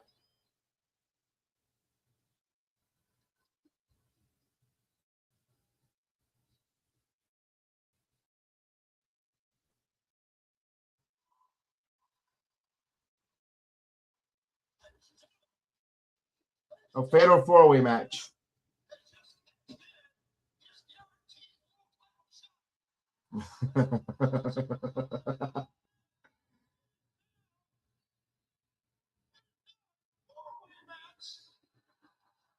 Joe's like, I'm fucked. I'm transitional. Joe put the look like, yeah, I'm transitional.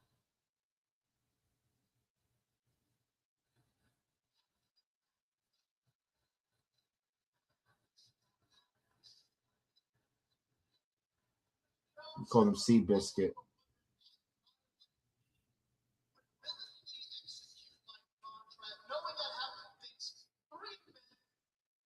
Getting his hair done.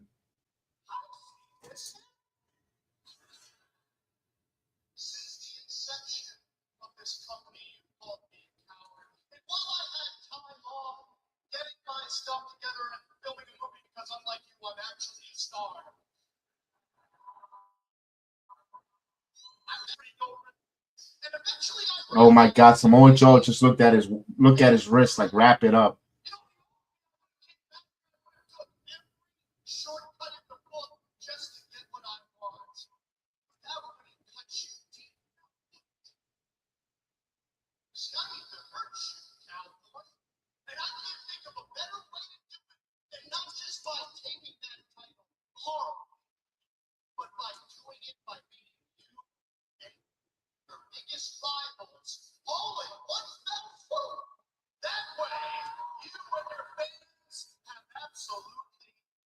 Joe in back and now from MJF.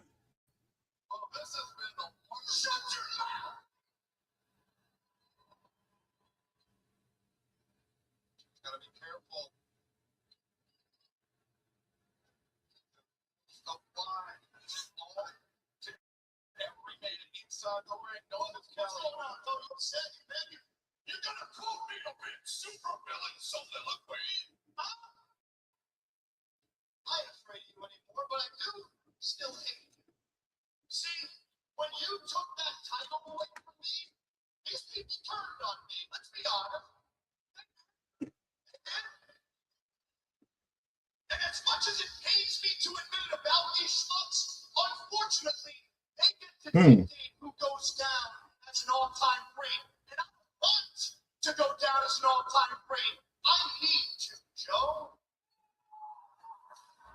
Sloppy Joe, that's what I've been calling him. You make these people question my abilities. Somebody's been listening. Well, guess what? You're lucky. It's run out, Sloppy Joe.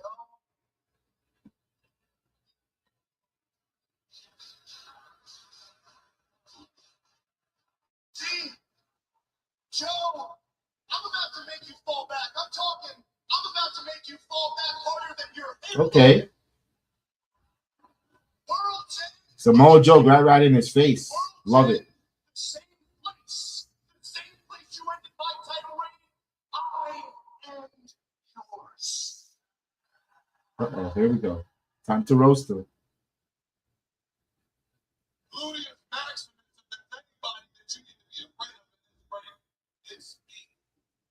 Wow. You know what? Oh, call it pre-Diddy. Oh, dog shit rappers. Oh, he called him the P. Diddy. Yo, he just dissed Swerve. He went there. Dog shit rappers. Stop him when he's lying.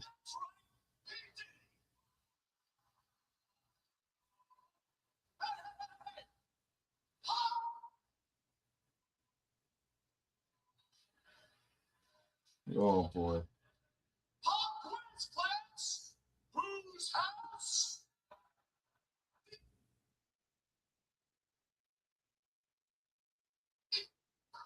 Since I was 18 years old and we were both grinding out of the Indies trying to make a name for ourselves, I've known shame.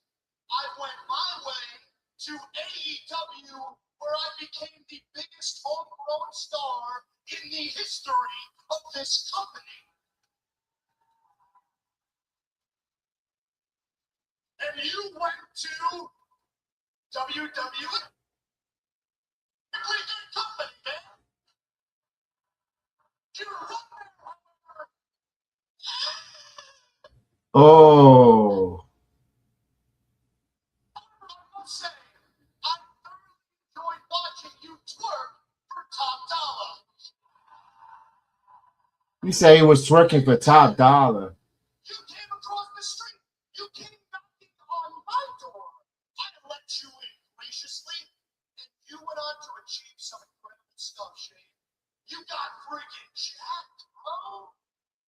You became a tag team champion. You beat Sloppy Joe over there for the world title, and you held it for a whopping 126 days. Not bad, huh, boss?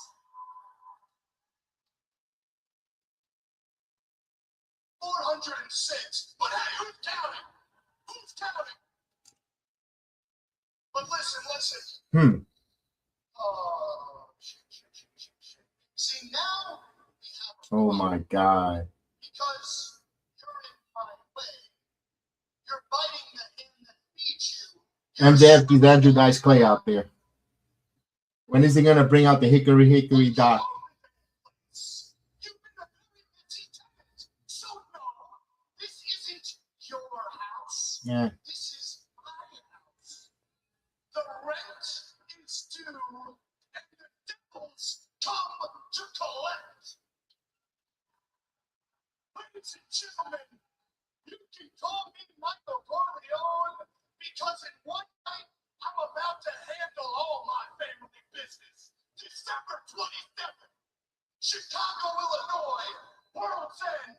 I get back what is rightfully mine. My Triple B, my AEW World Championship.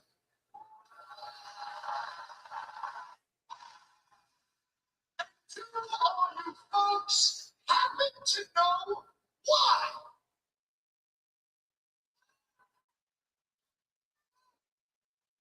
It's because my name Okay. is Matt. How do we feel with that? MJF is back. Cut a promo here. Pretty good one.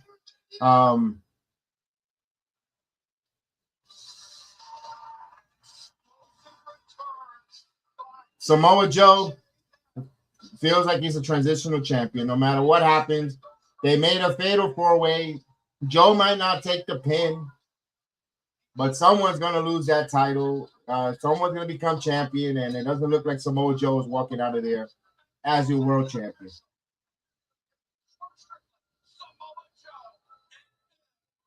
Boy, that's a tough one to come back here. They should have just went to a commercial, let it breathe. You're not going to take these two guys serious if you're coming after that. They should have just went to a commercial so people could have digested. Then come back to this commercial. Then come back to the promo on Jet Speed. I feel so bad because no one really cares about these two right now.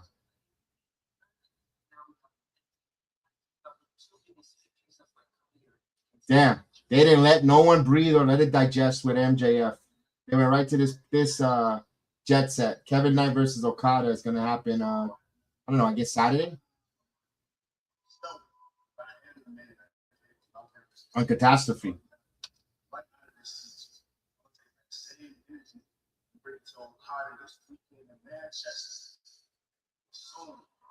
And then they go right to the death. See, this is where the commercial would have went nice. This is where they should have went to a commercial. They should have went to a commercial, come back and say, "Oh my God, just moments ago, MJF just came back and cut a promo, blah blah blah," and then gone to the back for the and then this. Oh, we got the but it's 9:20. You know what that is? 9:20. It's the women's spot. some things never change. They have taxes and a 920 to women wrestle on AEW.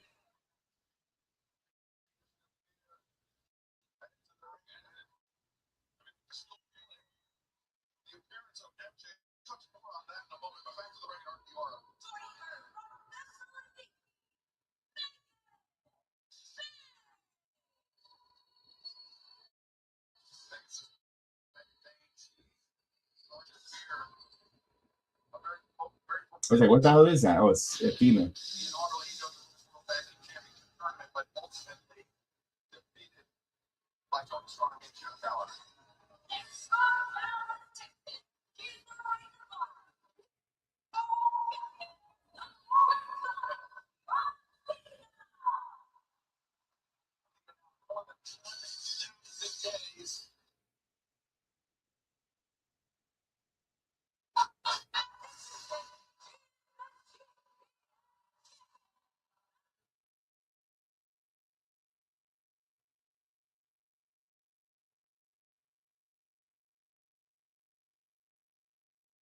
Yeah, Megan Bay, they left her in the dust. She was with them all together, and they just left her in the dust. They just like that was a weird entrance.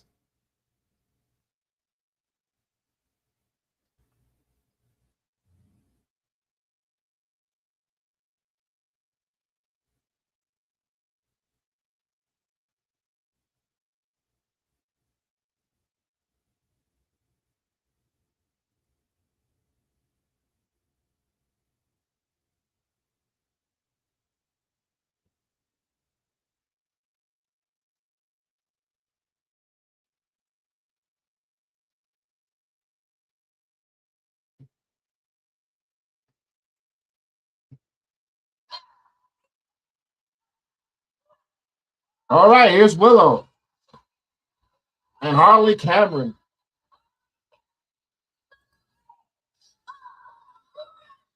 Oof.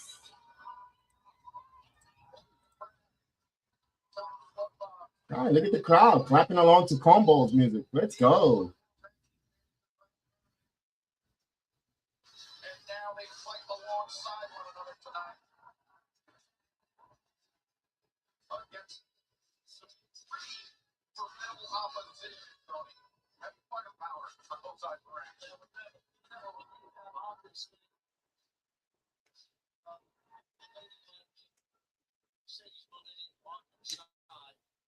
Ring the bell. Here we go. Let's get this match going here with the women.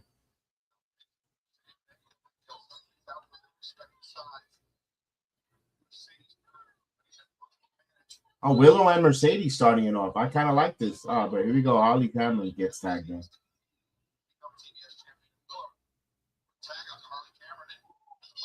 Wheelbarrow to do what? The splash.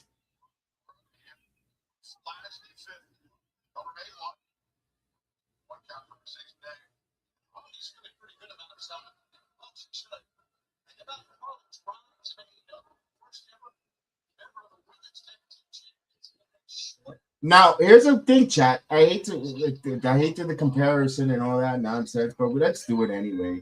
We do it with Hook. We do it with Hook and Dominic Mysterio. Harley Cameron, Maxine Dupree. We see these two ladies here closing out 2025. They're both growing in great leaps and bounds. By the end of their careers, who's going to have the more illustrious and more like, damn. Yeah, I think, or could they be equally? Oh, Marina Shafir stinks. That was terrible, girl. The sweep, what was that? You're going to hurt someone. She's terrible. She shouldn't be in the wrestling ring. Side Russian leg sweep by Harley Cameron. I mean, Harley Cameron wrestles way better than Marina Shafina. And Marina Shafina could kill someone in real life because of her MMA background. But in the wrestling ring, she is terrible. She is atrocious. She is what we call hot garbage. My God, Marina Shafina, get away from the wrestling business. Please, you are going to hurt someone. She doesn't even know where to position herself. Bro, how did...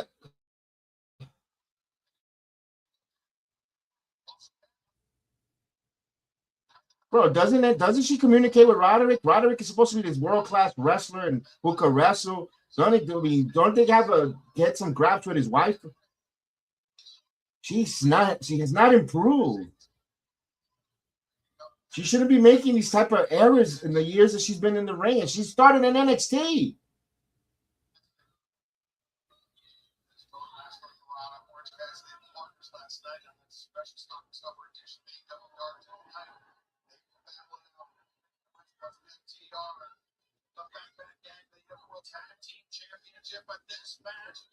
All right, we got the baby faces, and I don't know what Tony Storm is doing there. Ladies, don't make it cringe, man. Go out there and kick ass. One thing I get. Come on, there we go. This is what I want to see. Wow. They decided to take a commercial break.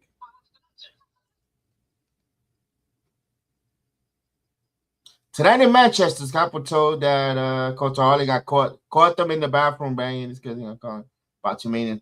Yeah, I could imagine that. That's the Cultaholic gang.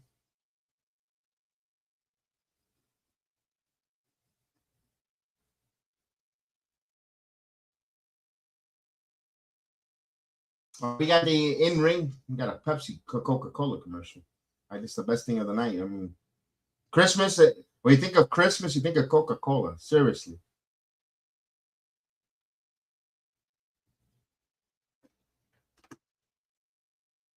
I haven't done this in years, but around Christmas time, I usually like buying like a 6-pack of the bottled Coca-Colas and have it around Christmas time. I haven't done that in years. It's been about at least 5 years, maybe. I've had a bottled Coca-Cola for Christmas. Like a seal. Used to buy them a 6-pack. Even them small ones, just have them just for occasions, for Christmas. That's like a staple that I used to like doing back then. We got a commercial break here as we got who's in the ring here? Looks like Megan Bain. Yeah, Megan Bain and Marina Shafina. We get a quick tag now. Mercedes on it. Just all over Holly Cameron. So far, not a bad night. The return of Maxwell Jacob Freeman for AEW here. He announced that he is going to be part of that match. It's going to be now a fatal 4-way at World's End and on the 27th, Saturday, in Chicago, Illinois. They're going to have that at World's End. So it's a fatal 4-way for the AEW World title. Not bad there. We still got the Diamond Ring Battle Royal coming up. We have John Moxley beating Roderick Strong earlier in the night. Pretty good match in the Continental Classic. Got himself 3 points. The money match. The Okada, Takeshita, and Hechicero, they lost to the Elite and Kenny Omega. The Elite get their money back, so the $1 million returns to them. Not bad so far with the action. Here, we got the women going on, and they should be coming back from the commercial break. Not a bad night. Not a bad night.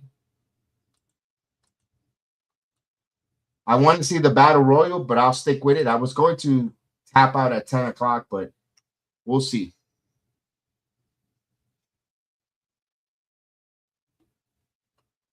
I kind of want to give it the 3 hours, but it hasn't been terrible, but let's go.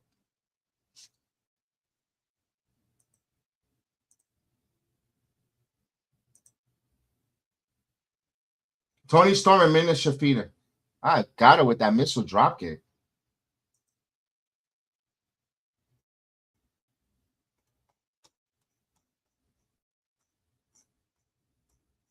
Good snap bears. All right, nice DDT.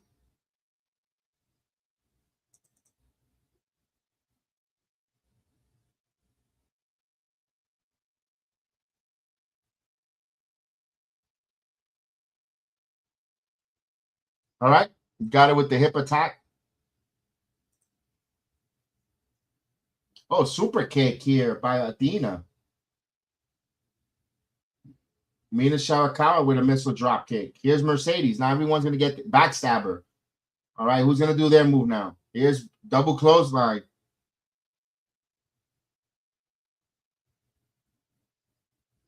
All right, here's Tony Storm now. Marina Shafina. Okay, what's she going to do now? Headbutt there. by Toni Storm on Marina. Now she tags. Here's Megan Bayne and Willow Nightingale, the big girls here. Here we go. There we go. Sharing forearm shots between the big girls here in the middle of the ring. Look at this. They just unleash it. And Audrey Edwards is selling it. Here's a pump kick. Willow now springboards. Misses the... All right. Okay, nice spine buster there by Willow. Covers for a pin. Nope.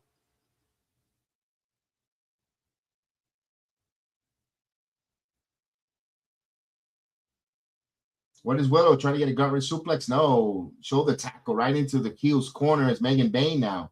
Oh, Athena took an elbow. Willow with the boot up. Willow now going to the top turnbuckle. Megan Bayne with a chop. What is Megan Bayne going to do? She's going to set her up for something tag. Is Marina Shafina. Hurricanrana by Megan Bayne on Willow Nightingale. But Mina Shafina is the legal woman. And here comes Harley. Harley's not the legal woman here. Marina Shafina trying to do this 619. That was terrible. She's just not good, man. The match is a little out of control now. Mina Shirakawa now, crossbody on the outside. Got it. Now it's Toni Storm one-on-one with Athena. Athena now.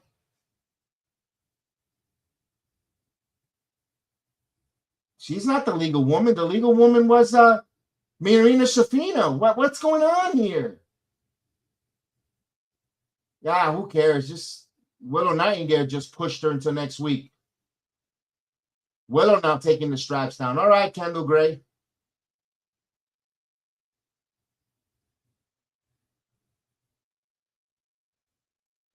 Cannonball. Oh, damn. Oh, damn. Megan Bayne took that nasty cannonball on the outside. Here's Willow. Willow. Athena now. 1, 2. Mercedes was nowhere near the legal woman. Mercedes gets the pin. Mercedes was nowhere near the legal woman. It was Marina Shafina. I'll play with it. Whatever. I'll go with it. I'll play the game. All right.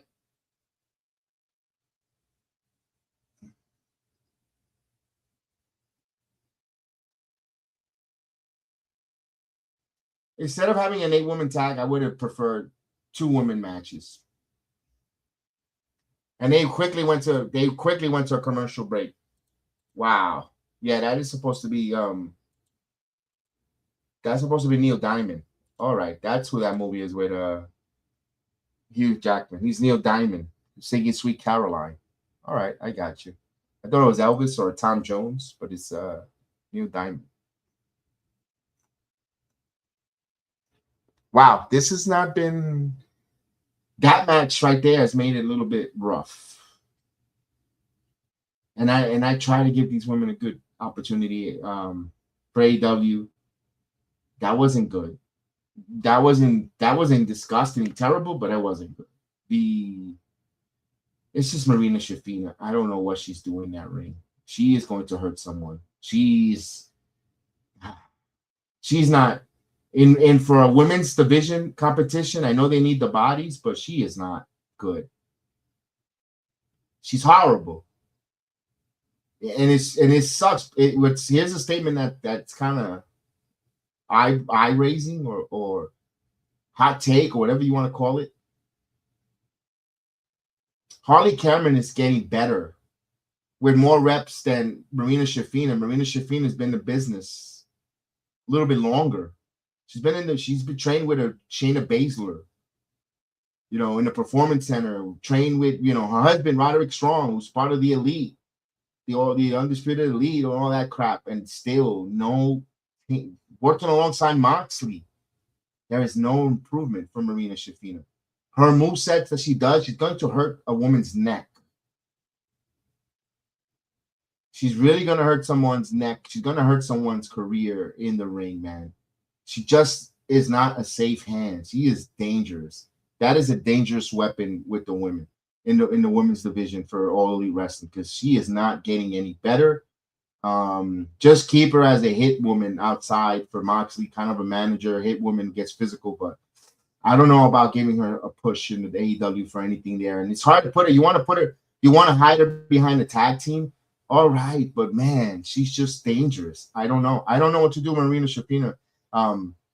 She's not improving. I don't know who works with her, who's her coaches, but there's no improvement in her. I hate to sound like I'm on top of her or hating on her. It's just I don't want to see they get a lot of women get a lot of injury. They don't even get a lot of TV time when it comes to AEW. And then if you're going to start hurting some of the ladies with mistakes in the ring, what's going to happen to the women's division?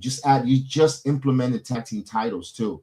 I just don't want the women to get injured in that company. They need more talented women, more storylines and etc. And I just will suck to see them get hurt. What do we got going on now? Oh, it's Pac.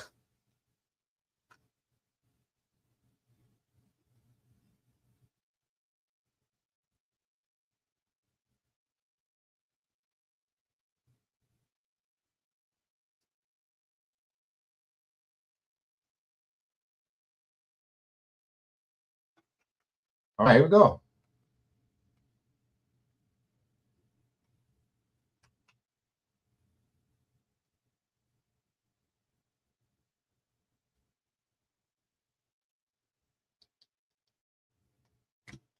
Here comes Pac. This is a Continental Classic matchup.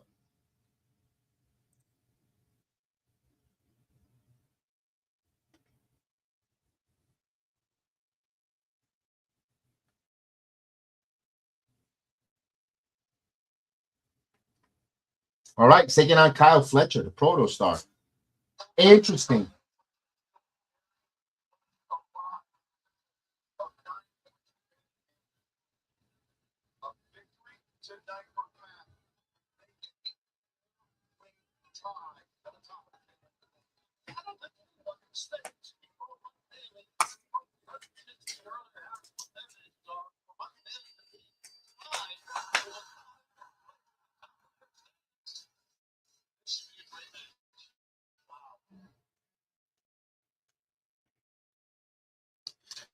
What's going on, Elliot?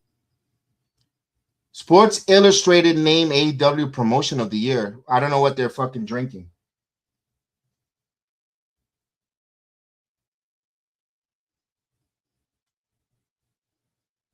They're hot. Their gates are down.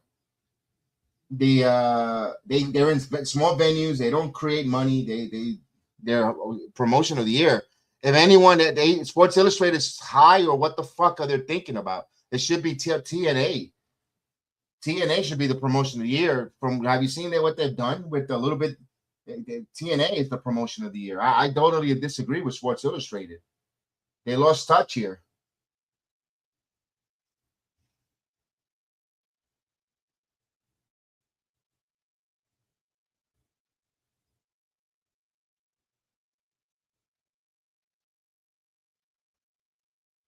They're losing half their audience on weekly television.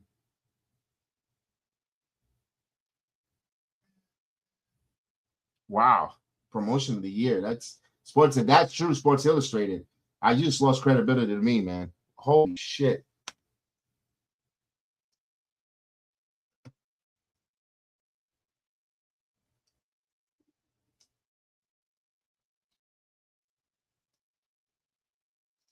Oh no. What?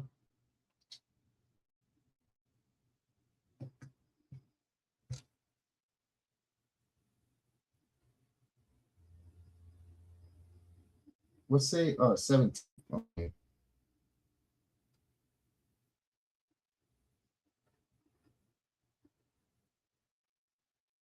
All right, we got Pac versus Kyle Fletcher. My TV decides to work. Could be nice.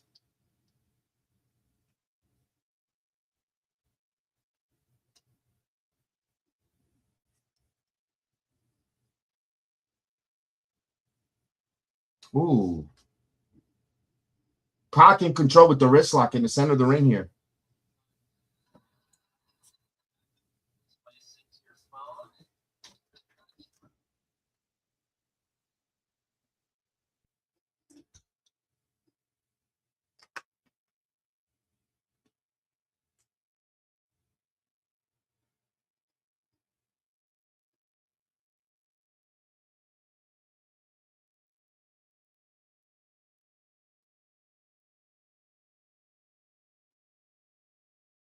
Ooh, good elbow. Come on, Pac. Pac in control here.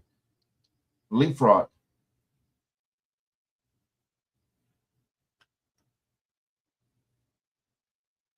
Good leg scissors there by Pac. Pac is one of those superstars that leaving the WWE has benefited him so much. Not only that, he changed his physique, the way he looks in All Elite Wrestling. To me, that's the best move that happens to his career. I'll be honest with you. He was, they try to present him there, and he was high flying in the WWE, but they had nothing for him. They kept him jobbing him out, having stupid matches. For him, that's a good spot for him. I'm not gonna lie. All Elite Wrestling is a very good spot for Pac. Now they, I know he was their first All Atlantic champion, if I'm not mistaken. He held that title, that All Atlantic title. It looked good on him. Of course, what Pac was injuries. I think he had the same issue in the WWE, but for Pac, his injuries, he looks in phenomenal shape. He can still wrestle, tell a good story in the ring.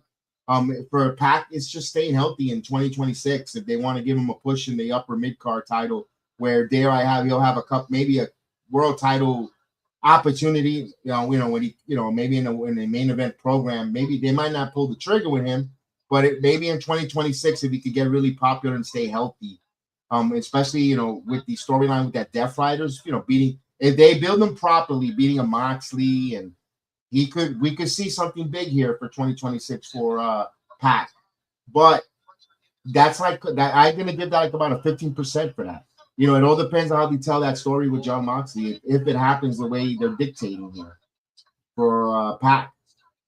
Wouldn't mind him being one of those, All Atlantic champion, or even that national title that they just, after Ricochet has a nice run, and because Pac is those type that will wrestle in Rev Pro and different independent scenes with that. That was a beautiful belly-to-belly suplex from the top rope there for Pac. Look like they're going to go on a picture-in-picture. They will. Picture-in-picture right now.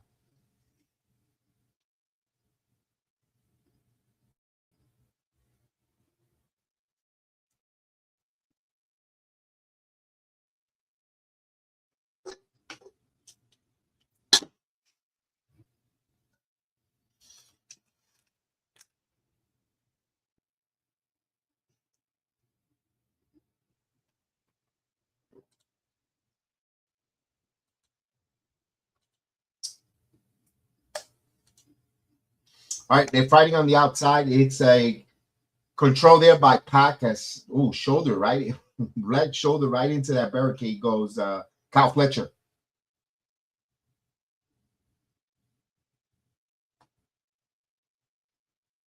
Heather's quiet. No Heather tonight. Heather must be working hard. I know she's she's worried about her. Yes, all prayers to Heather tomorrow. She has a big doctor's appointment tomorrow afternoon.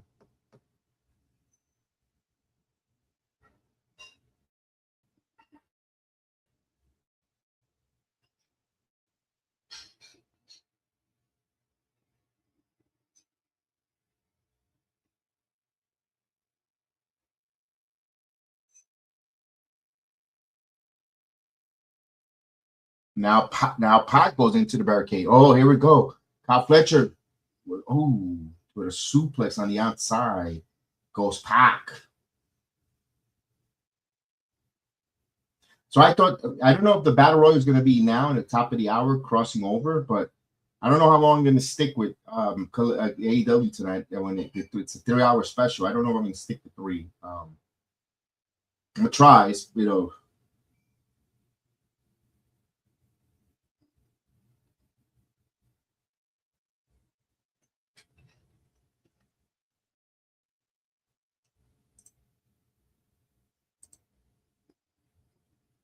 as they're still in the picture-in-picture. Of course, in the center of the ring, they go. You still got the Bang Bang Gang versus FTR. No, thank you. Hopefully, that's not next. I think I'll pass on that one. I think that's one on my end of the stream. Pac landed on his knee, kind of funky there. But now they're moving quickly. Here we go. Double clothesline. And Renford sold that one. He felt that one more than the wrestlers. Wow. Again, if you're joining us just now, what's up? Maxwell Jacob Freeman has returned and is inserting himself in the triple threat match. Now becomes a fatal 4-way. He signed this contract that he won in that Casino Gauntlet title eliminator from the Third Power a while back, and he is back.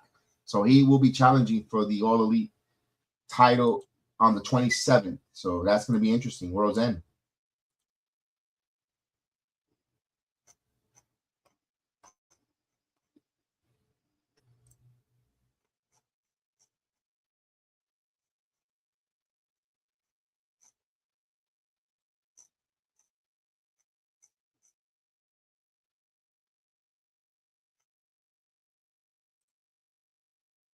All right, both men in the center of the ring.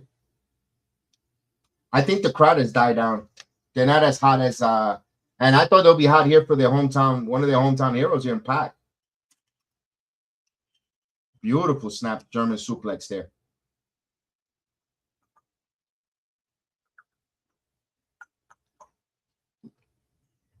Got the Mukunuku driver. Kick out at 2.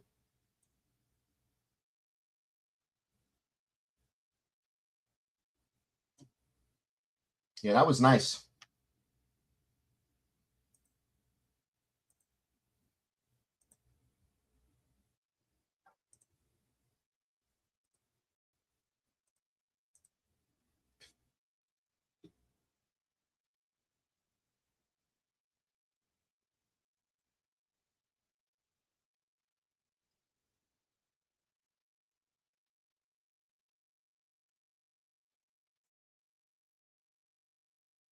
The crowd is not. I don't know. Do you sense the crowd? The crowd is not into this match. And this is supposed to be Kyle Fletcher and Pac. You know, could they have gotten fatigued here? What's wow for a UK crowd? And for a hometown UK fellow UK wrestler. I mean, we got some boos from Fletcher, but oh, look at this, Pac. This is so dangerous. The moonsault on the outside. That's a dangerous move, but you know what? I got to give credit to Fletcher to help him break that fall. And you didn't see the stress on the knees there on Pac. You know, when the ladies do it like a Charlotte Flair and So Ruka, you see the stress on the knees when they come down on that moonsault because that's the first thing that breaks their fall. And there, this one, it's a different way that moonsault was broken impact. I like it. That's how you protect a fellow wrestler. Good job there. You almost had a near fall finish.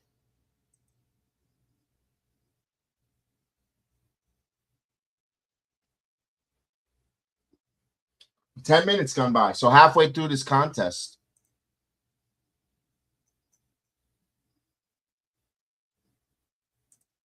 Pac is going to the top rope. What is he going to set up here? No, I like that. Just simple. Kyle Fletcher just rolls away. Simple. I like it.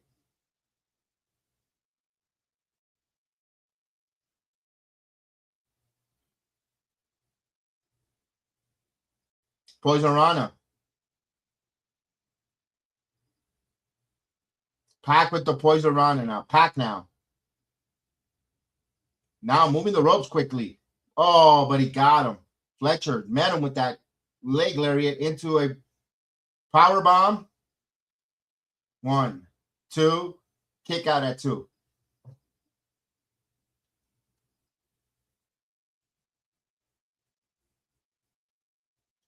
I just hope that they don't overspend with these false finishes here.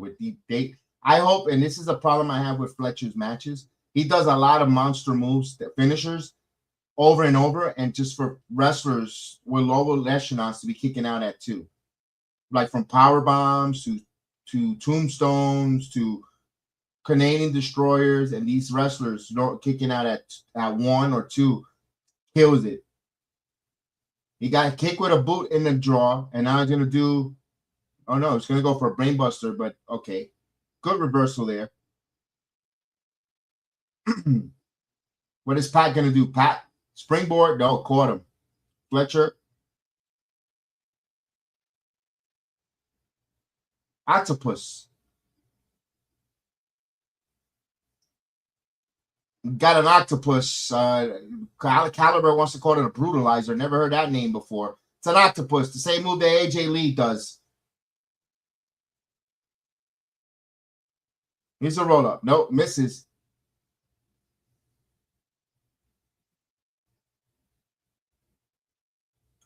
He called now that a brutalizer. I thought that was a crossface type of stretch. Whatever. This guy likes making up moves, names for moves. Fletcher passed out. It's over. Foot on the rope. Okay, if the wrestler passed out and his foot is on the rope, he passed out. It don't matter if it's interesting way to keep the match alive.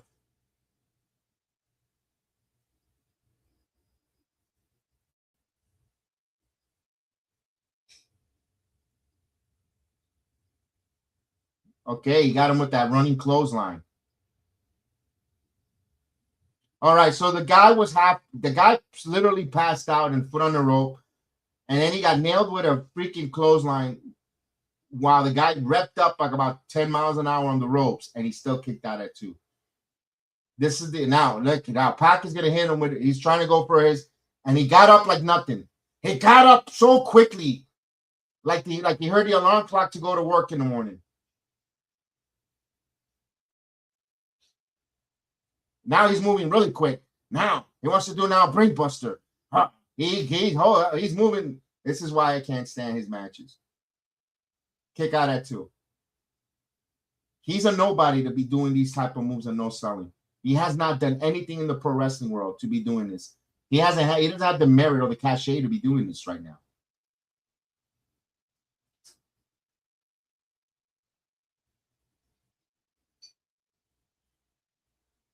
Just because you look like a gay porno star doesn't mean that you got break.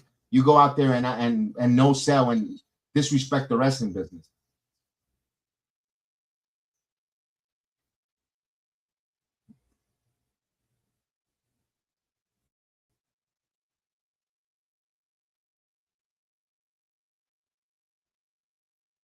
Don't fall there, Pac. Let's see what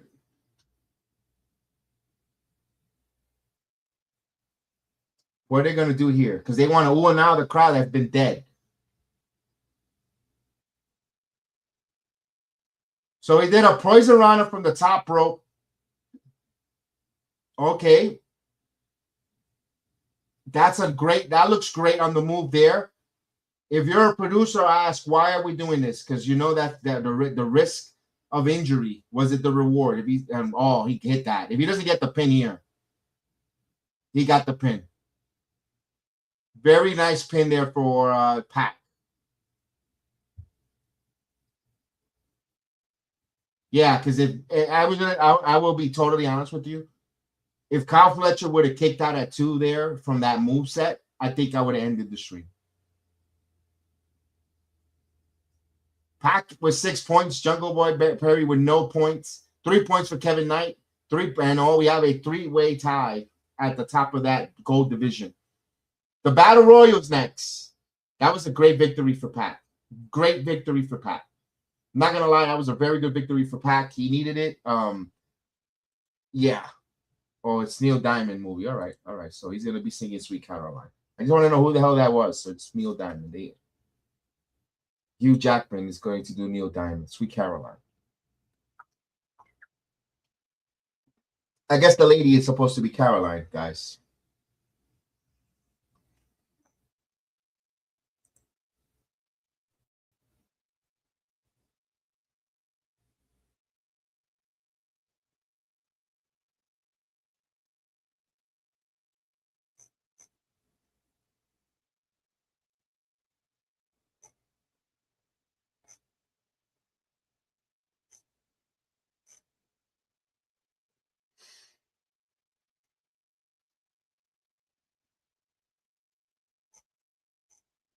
All right, we got a commercial.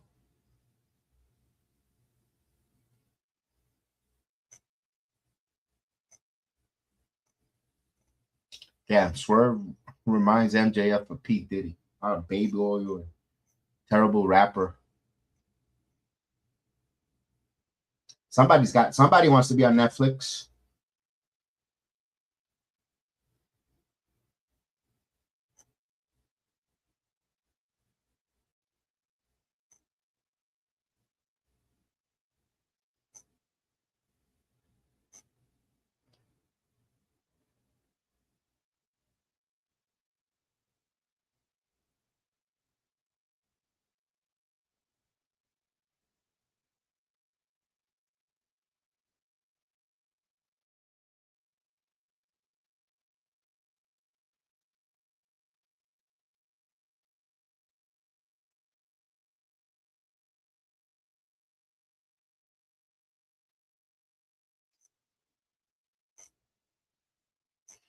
All right, here we go.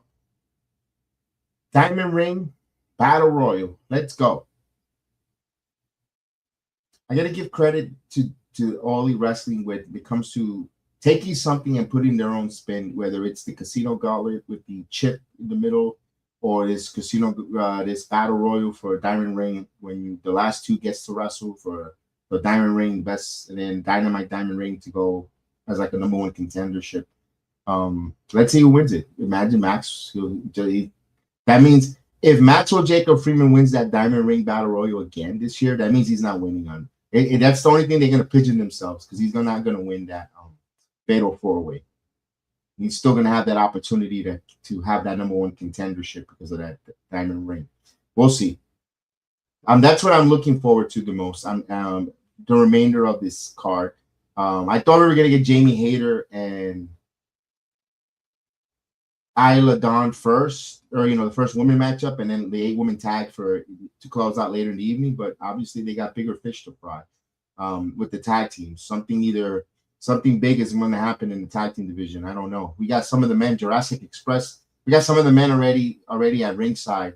We getting the Luchasaurus got his entrance in here. We got Josh Alexander. Sheldon Benjamin is already out. I guess they don't want to play We Hurt People. Matt Caster's already out here. He's Brodito coming out. I'll put the volume up in a second. I just didn't want to put the Tarzan song, since it's a mainstream song, on YouTube.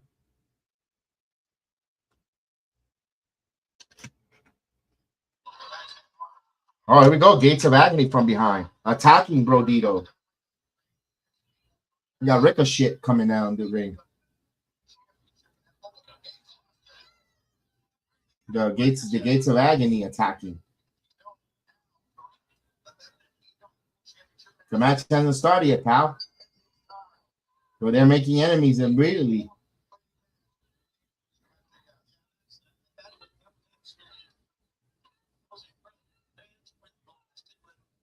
Oh, look, Ace Austin. Wow, there's an Ace Austin sighting. Wow. This is starting to get a little out of control. Here's Mark Davis and Josh Alexander.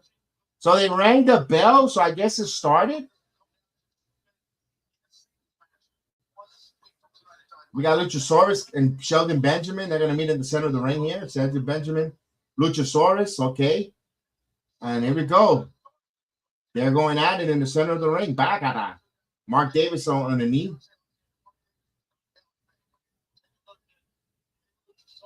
Oh, Sheldon trying to get a suplex here. No, in the Rona. No, neither man budges. Here we go. Another one. Luchasaurus, neither man budges. Get out of the way, Ricochet. Clothesline. Both. Here's Mark Davis now and the walking wiener, Josh Alexander.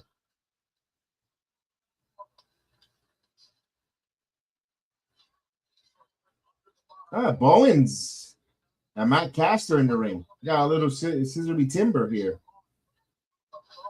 Wait a minute. Acclaim now looking at each other here. Are they going to go at it?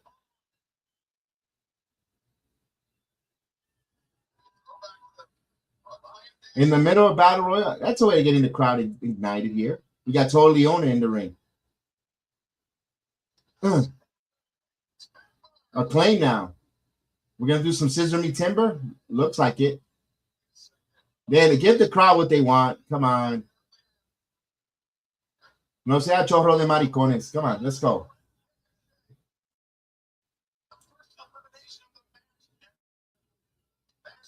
Here we go. Scissor me timber.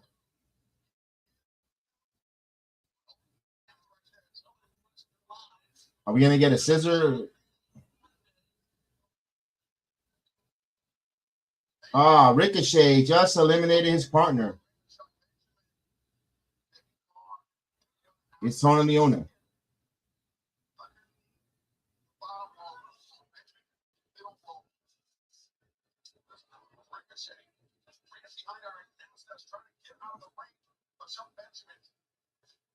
Oh, Sheldon Benjamin coming in here like a house of fire. Benjamin with a super kick. Come on, Sheldon. Benjamin and Ricochet for the freaking 20,000th time. Ricochet running away from Benjamin. Mark Davis. Alexander now in the ring. Ace Austin. Ace Austin now, who's been lost in the shuffle since coming to AEW. You know what? His departure opened up the door for Marlon Reed, and Marlon Reed has been killing it. So when one man leaves, another man steps up. Marlon Reed takes over Ace Austin's opportunity. It sucks to see him leave, but you know what? And bye. Nice for you to come, Ace Austin. You jobber. You turned into a jobber there. You could have been on top of the card there in TNA, but I hope you enjoy the money. Don't spend it all in one place. Who's going to be the number one contender here? This is a weird one here. Who's going to win who are they going to get the diamond ring to? What, Josh Alexander? Or is it this a tournament for Ricochet to win?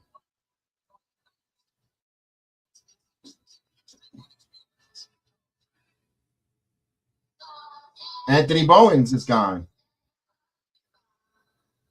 All right, go fly south, Pato.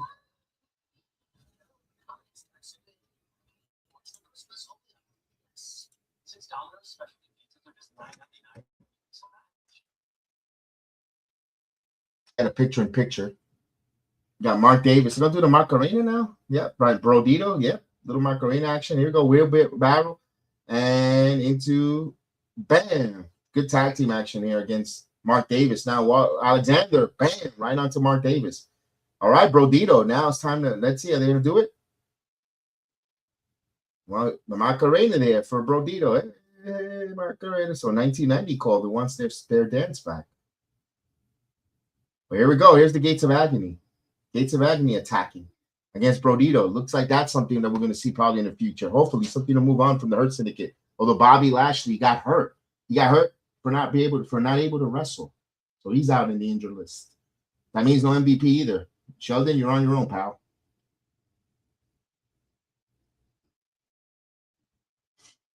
They're starting a commercial break. No, just Acclaim is the only ones, and Ace Austin are the only three eliminated here from this battle royal. I could have sworn we're gonna have some little bit of heavy hitters, but you can't. They're in the Continental Classic. See, this is where AEW is doing a little too much. You have the Continental Classic, and now you want to give us this battle royal, this and that with some speculations. You're doing a little too much. You're confusing the shit out of your audience. Too much going on. You know, you want to give everything. You want to cram everything in when it comes to AEW.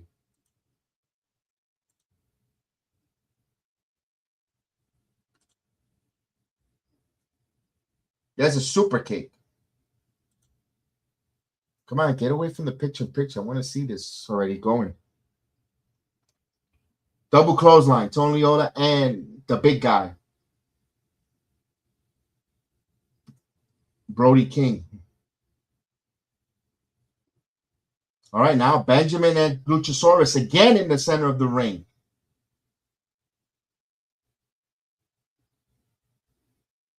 Wait a minute. They're going to clothesline Ricochet. So now they have the double hate for the Ricochet.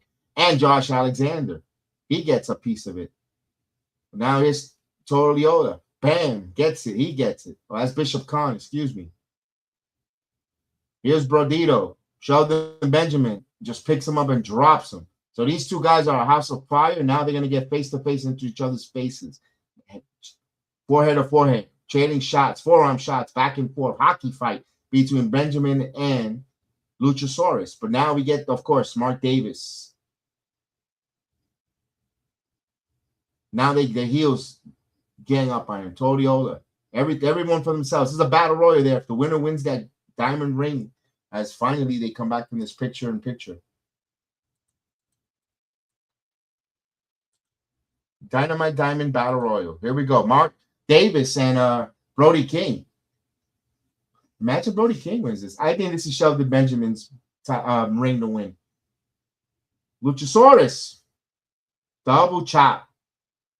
Oh, the big man clothesline. Benjamin with a beautiful suplex, German suplex. Chokeslam. Here's Ricochet. Watch out for that crap weasel.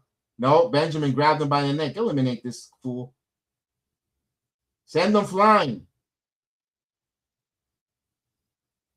Oh, no. Okay, working together on a chokeslam to Ricochet. Mark Davis. Benjamin in some dangerous territory. Oh, Benjamin is gone. Mark Davis is gone. Luchasaurus is gone. So, okay, it looked like it's Ricochet Gold Diamond Ring to get. It doesn't look like he's going to win this. It's going to be Ricochet. Josh Alexander. I don't know. I could have sworn this was Shelton Benjamin's ring to win here, but no.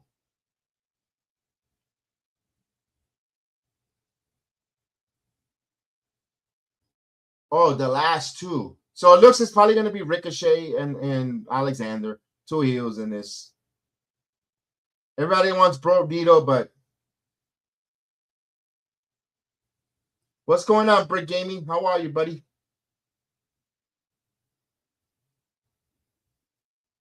Oh, totally. Oh, Bishop Khan. Totally Yoda. He's taking care of both members here of the Gates of Agony. Brody King. Ricochet wants the clap going, but he didn't know that Brody King was waiting for him. Come on, Brody.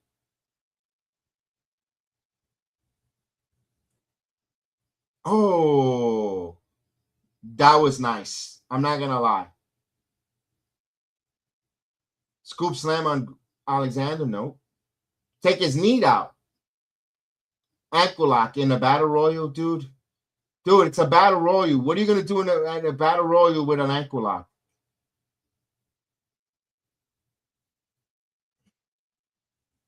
Goodbye, Josh. You jobber. That's what you get for putting an ankle lock in the center of a fucking battle royal. You deserve to be eliminated, you clown. Ugh. Yeah, it looks like Ricochet is going to be. It's going to be Ricochet and Brody King.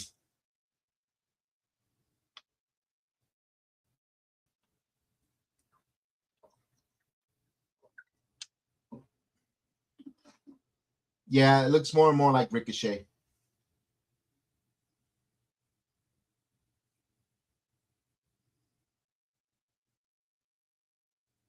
Yeah, you got two tag. You got, yeah.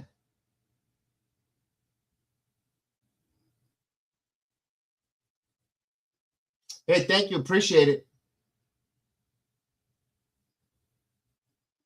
Thank you, Bricks Gaming. Appreciate you. Here's a step up in Siguri. Uh-oh. Totally looks at, what is he going to do here? Brody King. Oh, he eliminated himself.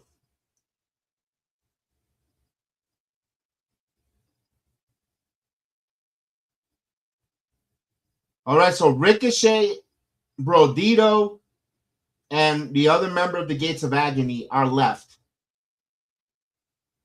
The crowd, of course, Bishop Khan. Everyone is behind Brodito. Brodito, who's having a hell, someone say the best wrestling luchador in professional wrestling in 2025. You could argue with that one. Let's see if he wins that battle. Let's see if he wins that Dynamite Diamond Ring here. Brodito now trying to get, and goodbye, Bishop. Now it's just between Ricochet and Brodito. So that's going to be later in another match.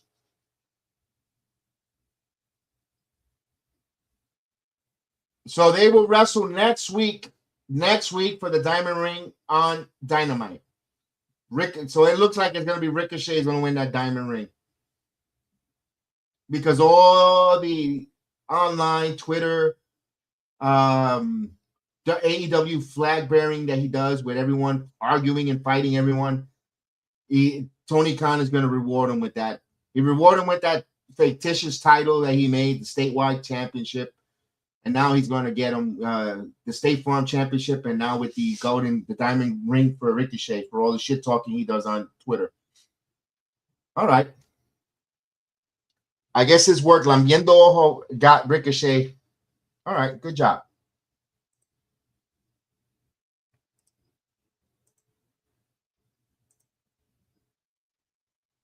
What was that? Okay. All right, ladies and gentlemen, that is Dynamite for tonight. Collision is on. I don't do Collision. I don't like Collision. I don't even care for Collision.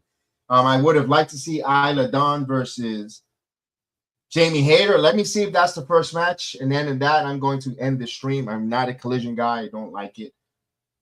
Let's see who the match is here. Look at Bertha. She came in. We got a John Moxley promo.